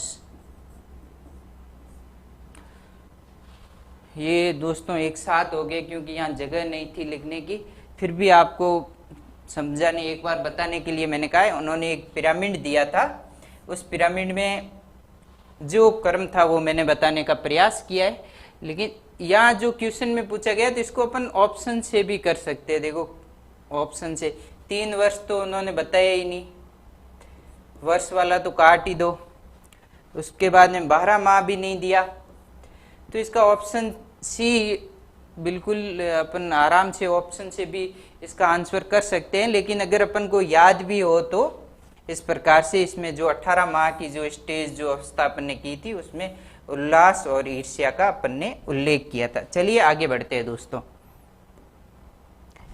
पेन को चेंज कर देता हूं मैं, ये पेन थोड़ा पतला और कलर, क्योंकि जगह नहीं रहती, भर जाता है ये डिजिटल बोर्ड। एक बालक बालिका वस्तु को गर्म होने और नहीं होने के अनुसार अपनी मौजूदा व्यवहार या स्कीम या स्कीमा में संशोधन कर लेता है, लेती हैं। पियाजे के अनुसार ये उदाहरण संज्ञानात्मक विकास की निम्नलिखित में से किस प्रक्रिया से संबंधित है। दोस्तों जीन पियाजे ने एक प्रक्रिया या एक प्रोसेस दी थी, उन्होंने सबसे पहले स्कीम्स नामक या स्कीमा नामक एक शब्द दिया था। उस शब्द के आधार पर उन्होंने क्या की, बुद्धि की व्याख्या की। आपके पास कितना ज्ञान है, आपका नॉलेज कितना है, ये सब आपके अंदर भिन्न भिन्न प्रकार की कितनी स्कीमा हैं, तो उसके आधार पर निर्धारित किया जाता है। छोटे बालक जब वातावरण से अंतःक्रिया करते हैं, उन वस्तुओं को समझने का प्रयास करते हैं, और उसके बाद में उनमें जो एक नॉलेज प्राप्त होता है या उसका एक जैसे नाम या उसकी एक धारणा जो उनके मन में उत्पन्न होती है, उसको स्कीम दिया। जो उत्पन्न होने का प्रोसेस था उसको उन्होंने क्या बोला, अनुकूलन या एडप्टेशन जैसे स्कीम। सबसे पहले उन्होंने किसकी बात की, स्कीम्स की। स्कीम्स क्या है? स्कीम्स के माध्यम से बुद्धि की व्याख्या की जाती है। आपके पास में कितना ज्ञान है वो एक स्कीम्स है। आपके मन में जैसे फोन कहते ही फोन के बारे में जितने भी विचार है, जितनी भी चीजें आपके मन में उत्पन्न हो जाती है, जैसे छोटे बच्चे को माँ का नाम लेते ही माँ के बारे में जितने भी कंसेप्ट हैं या उसके एक मनोवैज्ञानिक चित्र है जो उनके माइंड में उत्पन्न हो जाता है, ये तो एक माँ की स्कीम है या स्कीम्स है, एक ही बात है। तो अनुकूलन 61 का बता रहे, बिल्कुल सही है, लेकिन अपन थोड़ा समझने का प्रयास करते हैं अनुकूलन कैसे। फिर उन्होंने बोला कि स्कीम्स का निर्माण है, जो निर्माण की प्रक्रिया है उसको उन्होंने क्या बोला? अनुकूलन बोला, जो इसका आंसर भी है।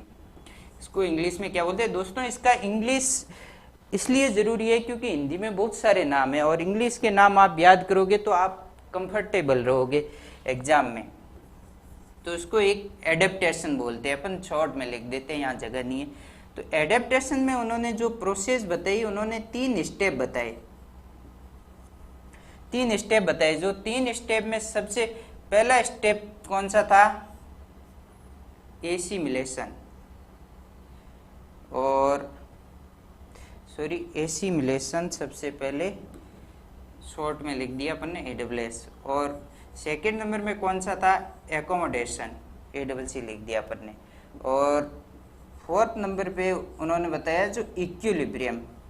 ठीक है, इस उन्होंने बताया कि अनुकूलन, स्कीमा और स्कीमा के निर्माण की प्रोसेस। जैसे आप कोई भी नई चीज आपने देखी है तो उसका ज्ञान आपको किस प्रकार से अर्जित होगा, जो अर्जन की प्रक्रिया है उन्होंने उसका नाम क्या दिया? एडेप्टेशन दिया। यहाँ एक बालक गर्म वस्तु के गर्म होने और ठंडी होने की जो प्रक्रिया सीखता है, जो उन्होंने व्यापक रूप में कहा है, तो उसको क्या बोलते हैं? एडेप्टेशन। क्या होता है दोस्तों एडेप्टेशन और किस प्रकार से होता है, समझने का प्रयास करते हैं। दोस्तों होता क्या है, जैसे कि एक छोटा बालक है, अभी इसी पर्सन का जो इसी के रिलेटेड अपन एग्जाम्पल लेके समझते हैं। एक छोटा बालक है, आपने उसको एक मोमबत्ती दी, तो वो सबसे पहले मोमबत्ती को पकड़ेगा। छोटे बालक की आदत होती है पकड़नी, उसके बाद पकड़ेगा, उसके बाद आपने क्या किया? उसको देखेगा और समझेगा, उसके मन में एक मोमबत्ती का कंसेप्ट बन जाएगा। उसको लगता है कि ये इस टाइप की मोमबत्ती होती है, कोमल होती है, मुलायम होती है। ठीक है, उसके मन में एक कंसेप्ट बन गया। और उसके बाद में जैसे आपने उस मोमबत्ती, जलती हुई मोमबत्ती देखी बालक ने, तो बालक फिर उसके मन में जो पहले से एक कंसेप्ट था कि ये कोमल है, मुलायम है, अच्छी है, जो भी है, तो उसने पहले की तरफ फिर से पकड़ने का प्रयास किया। पकड़ने का प्रयास किया तो इस बार क्या, मोमबत्ती जल रही थी तो उसके हाथ जल गए। हाथ जल गए तो उसको समझ में आया कि ये पहले वाली से थोड़ी अलग है। फिर अलग होने के कारण उसने जो इक्विलिब्रियम किया, वो समझ गया जो जलती हुई मोमबत्ती है और बिना जलती हुई मोमबत्ती है, उनके बारे में अंतर करते हुए उन्होंने गर्म और ठंडी वस्तु के मध्य एक अंतर करना सीखा। और ये सीखने की प्रक्रिया क्या कहलाती? एडेप्टेशन। इसमें क्या होता है? एसिमिलेशन, क्या होता है? एकोमोडेशन, और क्या होता है? इक्विलिब्रियम। सबसे पहले एक बालक ने मोमबत्ती को देखा, जलती हुई मोमबत्ती को, तो उसके पूर्व में अपन ने उसको क्या, बिना जलती हुई मोमबत्ती दी थी। पूर्व ज्ञान के आधार पर उसने मोमबत्ती की व्याख्या की। उसने कहा ये मोमबत्ती है, इसको पकड़ लेते हैं, कोई ऐसा कांड होने वाला नहीं है, क्योंकि उसको पता नहीं था मोमबत्ती जलती हुई है, गर्म भी है, क्योंकि गर्म वस्तु की स्कीमा है जो उसके दिमाग में नहीं थी पहले से। तो जो एसिमिलेशन के अंतर्गत क्या होता है? वस्तु की जो व्याख्या है उसके पूर्व अनुभव के आधार पर करता है। तो एसिमिलेशन में उसने पूर्व अनुभव के आधार पर पकड़ने का प्रयास किया। फिर एकोमोडेशन में क्या होता है? जो उसके पूर्व अनुभव और नवीन अनुभवों को समझते हुए दोनों के मध्य अंतर करता है। तो इसने जलती हुई मोमबत्ती और जो बिना जलती हुई मोमबत्ती, जो ठंडी और गर्म, दो अंतर समझने का प्रयास किया, दो अंतर जाने और समझे, तो दो अंतर हो गए। इसके बाद में इसके मन में क्या है? एक इक्विलिब्रियम स्थापित हुआ। ये बिल्कुल समझ गया जो मोमबत्ती, जलती हुई मोमबत्ती कौन सी होती है, और जलती हुई मोमबत्ती के हाथ लगाने पर हाथ जल जाएगा और नहीं जलती हुई है वो नहीं होगा। तो ये इक्विलिब्रियम की प्रोसेस है, तुरंत इसके बाद नहीं होगी, ये एकोमोडेशन के पूर्ण होने के बाद होगी। कैसे होगी? जैसे एक बच्चे को पहली बार में ही जलती हुई मोमबत्ती के हाथ लगा दिया और दूसरी बार में उसको आप बिना जलती हुई मोमबत्ती दोगे तो भी वो इसके हाथ नहीं लगाएगा, क्योंकि उसको लगता है कि ये एसिमिलेशन होगा उसका, फिर से उसको लगेगा ये मोमबत्ती हाथ जला देगी। फिर धीरे धीरे दोनों के अंतर को समझ जाएगा। अंतर को समझने के बाद जो इक्विलिब्रियम होगा, क्योंकि उसकी जो कंसेप्ट क्लियर होगा, जैसे ही इक्विलिब्रियम होगा गर्म और नई वस्तु की स्कीमा का निर्माण हो जाएगा दोस्तों। तो यहाँ क्या कहा गया है, जीन पियाजे के अनुसार ये उदाहरण संज्ञानात्मक विकास की निम्नलिखित में कौन सी प्रक्रिया, ये किस प्रक्रिया की बात करता है दोस्तों, एडेप्टेशन की बात करता है, यानी अनुकूलन की बात करता है। ये इसका इस प्रकार से राइट आंसर ऑप्शन ए हो जाता है। चलिए आगे बढ़ते हैं। निम्नलिखित में से कौन सी गैने द्वारा प्रदत्त अधिगम सोपानिकी की उच्चतम अवस्था है। जो रॉबर्ट एम गैने नामक मनोवैज्ञानिक थे, जिन्होंने अपनी पुस्तक लिखी थी कंडीशन ऑफ लर्निंग, उसमें उन्होंने जो अधिगम के कुछ स्टेप बताए, सोपान बताए। टोटल कितने सोपान थे दोस्तों, 8 सोपान थे। उन सोपानों के आधार पर अपन को क्या क्वेश्चन पूछा गया, द्वारा प्रदत्त अधिगम सोपानिकी की उच्चतम अवस्था, जो हाईएस्ट स्टेज है जो इन सोपानों की, वो कौन सी है, ये पूछा गया। तो देखते हैं दोस्तों कौन सा होगा, सिद्धांत अधिगम। ये 7 नंबर पे था सिद्धांत वाला। समस्या समाधान 8 नंबर पे। उच्चतम पूछा है, उच्चतम यही हो जाता है। और अपन और भी देखते हैं, बहुविभेदन अधिगम, बहुविभेदन 5 नंबर पे था दोस्तों। उद्दीपन अनुक्रिया अधिगम ये 2 नंबर पे था। 2 हो गया। तो 1 नंबर पे कौन सा था दोस्तों, श्रृंखला।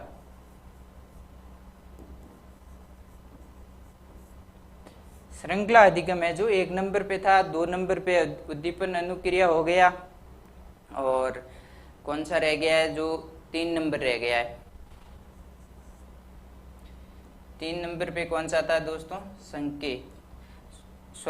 3 नंबर पे श्रृंखला था और 1 नंबर पे संकेत था दोस्तों। गलती से 1 मिनट इसको हटा ही देते हैं।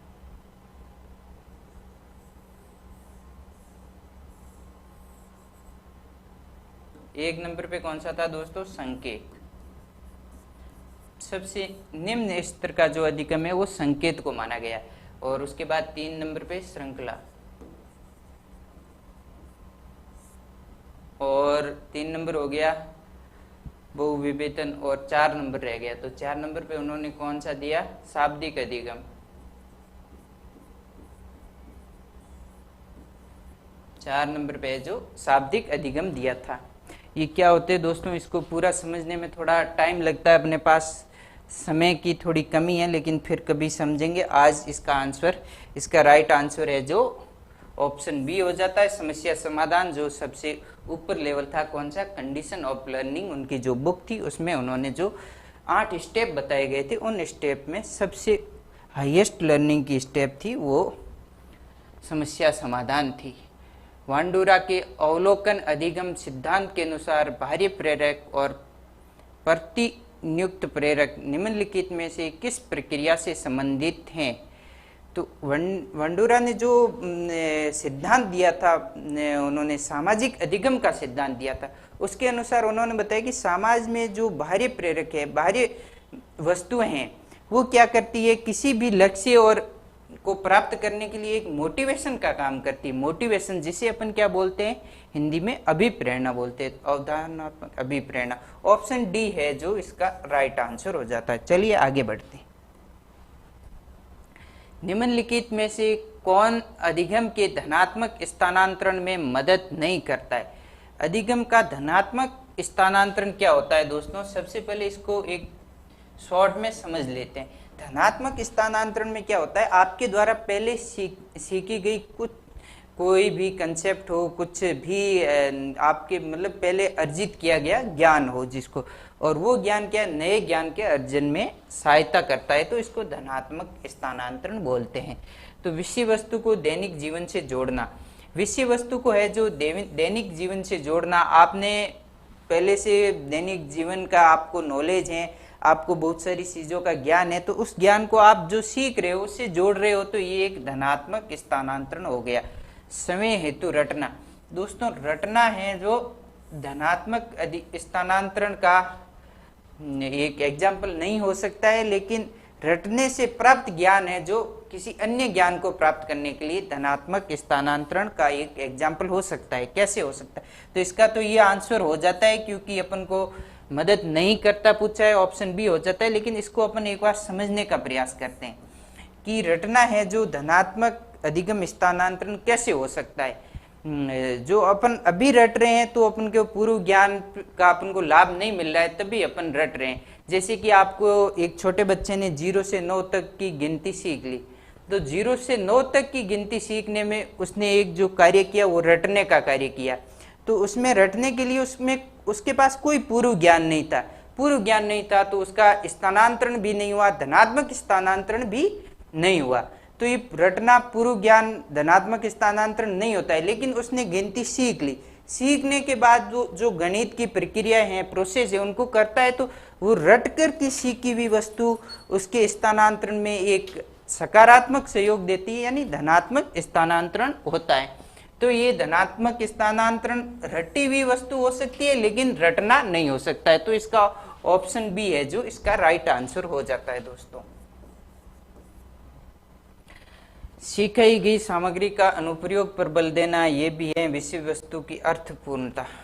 अर्थपूर्णता है जो उसके अर्थ से अपन रिलेट कर पा रहे हैं, तो ये एक धनात्मक स्थानांतरण सही एग्जाम्पल है। चलिए आगे बढ़ते। व्यक्तित्व मापन की एक तकनीकी में कर्ता को अनेक चित्र दिखाकर दृश्य आधारित पत्रों पर विचार एवं भावनाओं पर एक कहानी बनाने को कहा जाता है। ये तकनीकी कौन सी है? एक व्यक्तित्व मापन की एक टेक्निक की बात की गई है दोस्तों, व्यक्तित्व मापन की एक विधि की बात की गई। इस विधि में क्या कहा गया दोस्तों?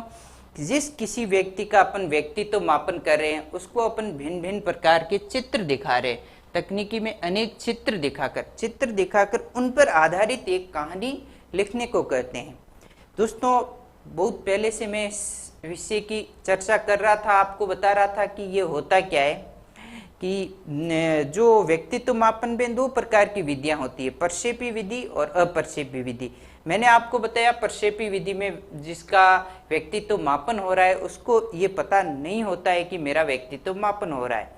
उसको ऐसे उद्दीपक दिखाए जाते हैं जिसके माध्यम से जो उसके अंतर्मन की भावनाएं हैं, प्रक्षेपी। बिल्कुल सतपाल जी, आपका सही आंसर है। तो मैं बात कर रहा था, उसको ऐसे उद्दीपक दिखाए जाते हैं जिससे वो अपने मन की भावनाओं को प्रकट करे। उसको ये नहीं पता होता है कि मैं जो प्रकट कर रहा हूँ वो क्या है, कैसे। उसके मन में जो भी आ रहा है वो रिलैक्स होके बता रहा है। तो उसके बाद में उसका जो व्यक्तित्व का आकलन किया जाता है वो एक प्रक्षेपी विधि है। दोस्तों, इसके विपरीत अप्रक्षेपी विधि में क्या होता है? आपको बता दिया जाता है कि आपका व्यक्तित्व का आकलन होगा, या आपको पता होता है कि किस व्यक्ति का व्यक्तित्व आकलन होगा, मतलब जिसका आकलन होगा उसको पता होता है।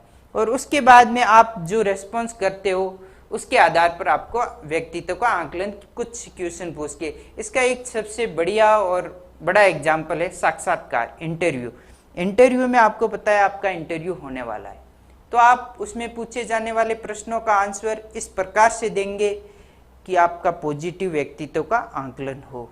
तो इस प्रकार से जो इंटरव्यू है जो एक प्रक्षेपी विधि होती है, यहाँ इसका आंसर प्रक्षेपी विधि हो जाता है। ऑप्शन बी इसका राइट आंसर। चलिए आगे बढ़ते हैं। एक व्यक्ति चिकित्सक बनना चाहता है लेकिन अपर्याप्त क्षमता से अवरुद्ध है, इसलिए उसने प्रयोगशाला में टेक्नीशियन बनना चुन लिया। तो इसमें क्या हुआ? एक व्यक्ति पहले चिकित्सक बनना चाहता था, डॉक्टर बनना चाहता था, लेकिन वो किसी कारणवश बन नहीं पाया। उसमें उस प्रकार की योग्यताओं का अभाव था जिससे वो बन नहीं पाया। तो उसने क्या, उसी से रिलेटेड लेकिन थोड़ा निम्न लेवल का एक उसी ही फील्ड का काम ले लिया, लैब टेक्नीशियन का। तो लैब टेक्नीशियन का जो काम लिया तो उसने मनोविज्ञान में जो समायोजन के सिद्धांत होते हैं, इसमें किस सिद्धांत का उसने अनुकरण किया, ये इसमें प्रश्न में समायोजन के लिए जो समायोजन की प्रक्रिया है, कौन सी प्रक्रिया यहाँ अपनाई गई, ये पूछा गया दोस्तों। तो इसमें मैंने आपको पहले भी बताया था प्रतिस्थापन होता है। जैसे आपने फर्स्ट ग्रेड की तैयारी की, आप फर्स्ट ग्रेड नहीं बन पाए तो आप थर्ड ग्रेड बन गए, सेकंड ग्रेड बन गए। तो ये लक्ष्य का प्रतिस्थापन करना, लक्ष्य को छोटा करना। और आत्मीकरण, आत्मीकरण में क्या होता है दोस्तों, एक व्यक्ति इस प्रकार से समायोजन करता है, जो अपनी असफलताएं जो उसे असमायोजित कर रही है उसको दूर करने के लिए एक ऐसे एग्जाम्पल से खुद को रिलेट करता है जिससे वो समायोजित महसूस करता है। एग्जाम्पल को लेके समझते हैं दोस्तों। एग्जाम्पल में क्या है, जैसे एक बच्चा 10वीं में फेल हो गया, उसको दुख है इस बात का, लेकिन वो कुंठित होकर के जी नहीं पाता, इसलिए वो समायोजन के तरीके अपनाता है, समायोजित होने का प्रयास करता है। उसके समायोजन के लिए वो एक ऐसे व्यक्ति से खुद को रिलेट करता है जो 10वीं में फेल हो गया लेकिन जीवन के बहुत बड़े उपलब्धि स्तर पर है। जैसे वो खुद को सचिन तेंदुलकर से रिलेट करते हुए कहता है, सचिन भी 10वीं में फेल हुआ था, उसके जीवन में किस चीज़ की कमी है, या शाहरुख खान 10वीं नहीं पढ़े, जो भी है, इस प्रकार से वो खुद को समायोजित करने का प्रयास करता है। और उस समायोजन को क्या बोलते हैं, आत्मीकरण बोलते हैं। दमन में क्या होता है दोस्तों, जैसे कि आप पूर्व अनुभव, जो कटु अनुभव है, जो आपको दुख प्रदान करते हैं, आप उनको भूलने का प्रयास करते हैं। जैसे आपकी किसी दोस्त के साथ लड़ाई हो गई, अच्छा दोस्त था और एक टाइम पे लड़ाई हो गई, तो आप क्या करोगे, धीरे धीरे उस दोस्त को भूलने का प्रयास करोगे या उसकी दोस्ती को भूलने का प्रयास करोगे। इसको क्या बोलते हैं दोस्तों, अपन दमन बोलते हैं। प्रतिगमन, प्रतिगमन की चर्चा दोस्तों मैं पिछले 2-3 दिन से करता आ रहा हूँ। प्रतिगमन में क्या होता है, प्रतिगमन का अर्थ है पीछे हटना या अपने व्यवहार को अपने लेवल से कम लेवल तक लेके जाना। फॉर एग्जाम्पल मैंने बताया था, एक वयस्क व्यक्ति दुखों में आकर जब छोटे बच्चे की तरह रोता है, तो समायोजन का कौन सा सिद्धांत हो गया, कौन सी प्रक्रिया हो गई, प्रतिगमन की प्रक्रिया हो गई। एक लड़की जब ससुराल जाती है, जब ससुराल से वापस पियर आती है, तो अपने माँ की गोदी में सो जाती है, और ये सोने की जो प्रक्रिया है इसको अपन मनोविज्ञान की भाषा में प्रतिगमन कहते हैं। चलिए दोस्तों आगे बढ़ते हैं। एक बालक के व्यवहार में विचलन और असामान्य प्रतिक्रिया उसको अपने अभिप्रेरकों और अंतर्नोद को संतुष्ट करने की असमर्थता का परिणाम स्वरूप होती है। कुसमायोजन का ये कारक हैं। एक बालक व्यवहार में विचलन और असामान्य प्रतिक्रियाएं उसके अपने अभिप्रेरकों और अंतर्नोद। दोस्तों अभिप्रेरक क्या होते हैं और अंतर्नोद क्या होता है समझने का प्रयास करते हैं। अभिप्रेरक क्या होता है दोस्तों, अपने आसपास का वातावरण जो आपको प्रेरित करते हैं, और अंतर्नोद क्या होता है दोस्तों, उसको प्राप्त करने के लिए जो आपके मन में ख्याल और विचार उत्पन्न हो रहे हैं उसको अपन अंतर्नोद कहते हैं। तो यहाँ अंतर्नोद को संतुष्ट करने की असमर्थता, जैसे आपके मन में कोई ख्याल आया, कोई विचार आया, लेकिन आप उसको संतुष्ट नहीं कर पा रहे हैं, तो उसकी असमर्थता होती है। तो ये कौन सी कुसमायोजन का कारक है। तो दोस्तों इसके लिए अपन एक एग्जाम्पल लेते हुए इस क्वेश्चन को समझते हैं। इसमें क्या होता है दोस्तों, जैसे एक लड़की है जिसकी शादी किसी ऐसे परिवार में हुई है जो इतना धनी नहीं है, इतना समृद्ध नहीं है, और उसके आसपास के लोग, आस पड़ोस के लोग बहुत अधिक धनी हैं। तो उस लड़की के आसपास की महिलाओं के द्वारा बहुत अधिक गहने पहने हुए देख करके खुद भी इतने गहने खरीदने की इच्छा होती है, लेकिन वो खरीद नहीं पाती है। खरीद नहीं पाने के उसके मन के भावों को उसे दबाना पड़ता है, दबाने का प्रयास करती है, फिर दबा भी तो भी नहीं दबा पाती हैं, तो उसमें असमर्थता की बात की गई है यहाँ। तो असमर्थता के कारण कौन सा कुसमायोजन हो जाता है इसकी बात की गई।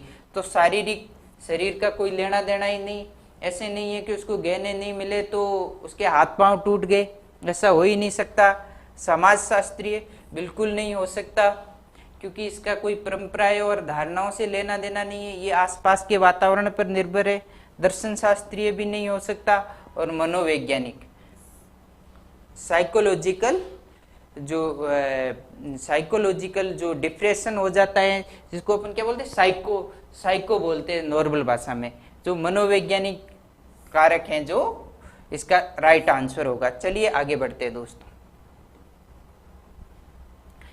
व्यक्ति का संवेग और व्यवहार को प्रभावी तरीके से प्रभावी तरीके से नियमन जो समाज की परिस्थितियों में सफल आबंधन को उच्चतम बताता है, उसकी विशेषता है। दोस्तों, ये भी क्वेश्चन जो अपन पिछले क्वेश्चन सॉल्व कर रहे हैं, रिपीटेड तो नहीं कहूँगा, लेकिन एक ही चीज से, एक ही कंसेप्ट, एक ही धारणा से पूछा गया है। तो इसको क्या बोलते हैं? मैंने आपको कहा था, एक व्यक्ति प्रयास करता है और उच्चतम लेवल जाने का प्रयास करता है, अपने प्रयासों के द्वारा जहां तक जाया जा सकता है, तो उच्चतम बनाता है या बनने का प्रयास करता है। तो अच्छा, ये उच्चतम बनता है या उसकी विशेषता। अच्छा, यहाँ विशेषता की बात की गई है, तो ये बुद्धि की बात की गई है। कौन सी बुद्धि होगी? संवेगात्मक बुद्धि। संवेगात्मक बुद्धि में क्या होता है? सामाजिक व्यवहार और रिश्तों को समझ होती है। जैसे कि आईक्यू जिसका बहुत कम होता है, इसको क्या बोलते हैं? संवेगात्मक बुद्धि को ईक्यू बोलते हैं। यहाँ आसपास के वातावरण को समझना, लोगों के मध्य रिश्ते स्थापित करना, इसमें जो बेटर होता है उसको संवेगात्मक बुद्धि बोलते हैं और इसको ईक्यू बोलते हैं। व्यवहार को प्रभावी तरीकों से नियमन करना और सामाजिक परिस्थितियों में सफल आबंधन या रिश्ते बनाना जो है, कौन सी होगी? एक ईक्यू का पार्ट हो गया, संवेगात्मक बुद्धि का पार्ट हो गया, जिसकी बात किसने की थी? डैनियल गोलमेल ने जो इसकी बात की थी। चलिए आगे बढ़ते हैं। कोपेन के अनुसार राजस्थान में निम्नलिखित में से कौन सा जलवायु प्रकार नहीं है? ये दोस्तों राजस्थान जीके का क्वेश्चन आ गया है, फिर भी अपन इसको सॉल्व करने का प्रयास, कौन सा जलवायु प्रकार नहीं है? एडब्ल्यू बिल्कुल है, बांसवाड़ा और ये डूंगरपुर इसमें हो गया। BHW ये भी है, इसमें नागौर, जोधपुर, ये सीकर वगैरह ये आ गए, ये भी है। KW है नहीं दोस्तों, कौन सा है? BH हो गया, तो हाँ यहाँ हो गया BWHW, ये है। ये कौन सा है? जैसलमेर, बाड़मेर, जो वेस्टर्न पार्ट ऑफ राजस्थान है। और CW ये हो गया जयपुर वगैरह, जयपुर, अजमेर, भरतपुर वगैरह, ये सारा इसमें आ गया। जो मैदानी भाग है, चंबल का मैदान जिसे अपन बोलते हैं, ये हो गया। तो इसका राइट आंसर है जो ऑप्शन सी हो जाता है। चलिए आगे बढ़ते हैं। राजस्थान जीके का क्वेश्चन है दोस्तों, डाल दिया है टाइपिस्ट ने 20 में। निम्नलिखित में से कौन सा एस्टनबर्ग के त्रितंत्रीय बुद्धि के सिद्धांत के संगठनात्मक उप सिद्धांत का एक घटक नहीं है? तो जो त्रितंत्रीय बुद्धि का सिद्धांत एस्टनबर्ग ने दिया था, जिसमें उन्होंने 3 तंत्र बताए थे, व्यवहारिक, सृजनात्मक और उन्होंने बताया था एक मेटाफॉर्मिक घटक, जिसको अपन क्या बोलते हैं हिंदी में? अभी हिंदी का नाम याद नहीं आ रहा है दोस्तों, मेटामॉर्फिक। चलिए जो भी है, उन्होंने त्रितंत्रीय सिद्धांत दिया था, उसमें संगठनात्मक का एक संगठनात्मक और इसका उप घटक, और इसको अपन क्या बोलते हैं? व्यवहारिक भी बोलते हैं। व्यवहारिक हिंदी में क्या, हर चीज के 2-2 नाम होते हैं। तो उसमें मेटा घटक, बिल्कुल मेटा घटक भी था, निष्पादन घटक भी था, ज्ञानार्जन घटक भी था।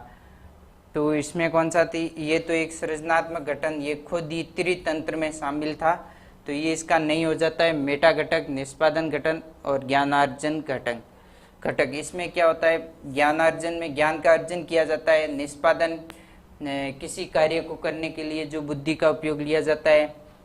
मेटा घटक विश्लेषण और संश्लेषण, इन पर आधारित जो बुद्धि होती है। तो ये तीनों थे और ये नहीं था। इसका राइट आंसर ऑप्शन डी हो जाता है। चलिए आगे बढ़ते हैं। निम्नलिखित में से कौन सा टॉरेंस सृजनात्मकता चिंतन का शाब्दिक परीक्षण का एक उप परीक्षण नहीं? टॉरेंस ने 2 परीक्षण दिए थे, शाब्दिक और अशाब्दिक। शाब्दिक परीक्षण में जो उप परीक्षण थे उनके द्वारा दिए गए 5 थे, और अशाब्दिक में कितने थे? शाब्दिक में 7 थे और अशाब्दिक में 3 थे। एक चित्र निर्माण, चित्रपूर्ति और समांतर रेखाएं, ऐसे करके 3 थे। तो इसमें क्या पूछा गया है? उप परीक्षण नहीं है। उप परीक्षण किसका नहीं? शाब्दिक परीक्षण का उप परीक्षण नहीं है।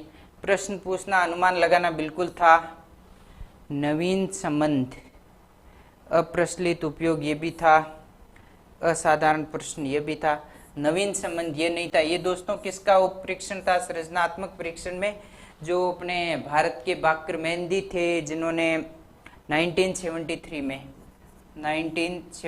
में इन्होंने बाकर मेहंदी परीक्षण दिया था, और उसके जो शाब्दिक परीक्षण था उसका उपपरीक्षण क्या था? नवीन संबंधों का पता लगाना। चलिए आगे बढ़ते हैं। अभिप्रेरणा क्या है? निम्नलिखित में से कौन सा सर्वोत्तम उदाहरण है? अच्छा, अभिप्रेरणा का जो बेस्ट एग्जाम्पल है वो कौन सा होगा? ये एक अप्लाइड क्वेश्चन है।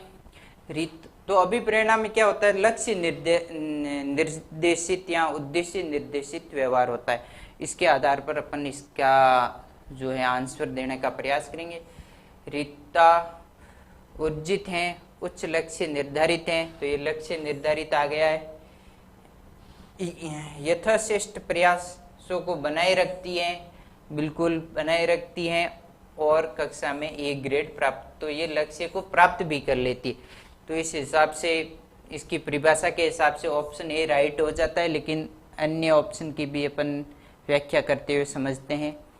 मानसी आने वाले विद्यालय के वर्ष में विषयों में भावुक और अच्छा करना चाहती है। अच्छा करना चाहती है, तो ये किस पे? इच्छा पर आधारित है। इच्छा, तो ये अभिप्रेरणा नहीं है। कविता जो करना चाहती है उसमें ध्यान निर्देशित करने में अच्छी है, ध्यान निर्देशित करने में अच्छी है, तो ये किसकी बात हो गई? रुचि की बात हो गई। निशा मेहनती है, वह अपने दैनिक कार्य के विषय में धनात्मक भावनाएं अनुभव करती है। मेहनती है और धनात्मक भावनाएं अनुभव करती हैं, तो ये क्या हो गया? कार्य और परिणाम। कार्य और परिणाम। ठीक है दोस्तों, सभी ऑप्शन के जो एग्जाम्पल दे रखे थे अपन ने, उसके आधार पर जो उनकी व्याख्या हो रही थी उसको समझते हुए आगे बढ़ते हैं। चुनौतीपूर्ण और कठिन निष्पादन में प्रवीणता की संतुष्टि प्राप्ति की प्रत्याशा कहलाती है। चुनौतीपूर्ण निष्पादन में प्रवीणता, चुनौतीपूर्ण कार्य में प्रवीणता मतलब ऐसे कार्य जो चुनौतीपूर्ण होता है। जैसे आपके लिए एक फर्स्ट ग्रेड या कॉलेज प्रोफेसर बनना चुनौतीपूर्ण हो सकता है, लेकिन आप मेहनत करके उसको प्राप्त कर सकते हैं। निष्पादन में प्रवीणता की संतुष्टि की प्रत्याशा, मतलब मेहनत के द्वारा आप इस टारगेट को प्राप्त कर सकते हैं। तो ये प्रत्याशा क्या कहलाती है दोस्तों? ये क्वेश्चन बहुत बार आया, लेकिन अलग अलग लैंग्वेज में आया। इसका आंसर एक ही होगा, उपलब्धि अभिप्रेरणा। जो अभिप्रेरणा के प्रकार बताए गए, उन प्रकारों में से केवल इसी प्रकार से क्वेश्चन आ रहा है। और ये जो अभिप्रेरणा किसने दी थी? ये अभिप्रेरणा का सिद्धांत किसके द्वारा दिया गया था? मैक्लीलैंड के द्वारा दिया गया था, डेविड मैक्लीलैंड। चलिए आगे बढ़ते हैं। एक शिक्षक विषय वस्तु संवर्धन कार्यक्रम की योजना बना रहा है। वह किस प्रकार के अधिगमकर्ताओं के लिए ऐसा कर रहा है? विषय वस्तु संवर्धन का जहाँ भी नाम आता है, पाठ्यक्रम को संवर्धित करना किसके लिए? प्रतिभाशाली बालकों के लिए, प्रतिभाशाली अधिगमकर्ताओं के लिए। ऑप्शन सी इसका राइट आंसर। चलिए आगे बढ़ते हैं। किस उपचारात्मक प्रविधि के अंतर्गत मनोचिकित्सा एवं परामर्श के द्वारा अपराधी बालक को सूझ एवं समझ उत्पन्न करके अपराध के व्यवहार को कम करने का प्रयत्न किया जाता है? यानी एक अपराधी बालक है जिसके अपराध के व्यवहार को कम करने के लिए जो प्रयास किया जाता है वो किसके अंतर्गत आएगा? व्यवहारात्मक। दोस्तों व्यवहारात्मक तो नहीं आएगा, क्योंकि व्यवहारात्मक अपराध करने की एक प्रक्रिया हो सकती है, लेकिन सुधार की प्रक्रिया नहीं होगी। मनोगतिक, पुनर्वास और न्यायिक। पुनर्वास तो हो ही नहीं सकता है। न्यायिक क्या है? इस व्यवहारात्मक के अंतर्गत आ जाएगा। मतलब व्यवहार को धनात्मक और व्यवहार दो प्रकार के हो गए, सकारात्मक और नकारात्मक, जिसमें व्यवहार को कम करने के लिए अपन दंड का प्रावधान करते हैं, और ये दंड किसके न्यायिक प्रोसेस के अंतर्गत आ गया, तो ये भी नहीं हुआ, ये भी नहीं हुआ, मनोगतिक सही हो गया ऑप्शन। चलिए आगे बढ़ते हैं। आत्म स्वतंत्र दृष्टिकोण का सर्वोत्तम परिभाषा का चयन कीजिए, की सर्वोत्तम परिभाषा का चयन कीजिए। यानी या आत्म स्वतंत्र दृष्टिकोण के बारे में कौन सी परिभाषा है जो सबसे बढ़िया रहेगी? स्वयं को निर्देश, स्वयं के आंतरिक विचारों, भावनाओं और क्रियाओं के रूप में परिभाषित करना, बिल्कुल सही है। ये खुद के बारे में बता रहा है, यहाँ अपने संबंधों को दूसरों के शो में नहीं आएगा। नृत्य और समूह खेलों जैसी गतिविधियों का आनंद लेता है, इसमें खुद का कोई लेना देना ही नहीं है, दूसरा कर रहा है डांस ही तो आनंद ले रहा है कोई। वह जो कविता को पढ़ने और लिखने जैसी गतिविधियों का आनंद लेता है, ये भी कुछ नहीं है, तो इसका ऑप्शन ए राइट हो जाता है। चलिए, इतने ही क्वेश्चन थे। चलिए दोस्तों, तो आज के सेशन को समाप्त करते हैं, कल फिर मिलेंगे। परमिला प्रजापति बी, परमिला जी आपने कौन सा ऑप्शन? इसका राइट आंसर ए होगा। सतपाल जी ने चर्च कुछ पहले क्वेश्चन बताए, संवेगात्मक, मनोवैज्ञानिक, प्रतिस्थापन। चलिए दोस्तों, आज के सेशन को समाप्त करते हैं, कल फिर मिलेंगे इसी टाइम, तब तक के लिए दीजिए इजाजत, धन्यवाद।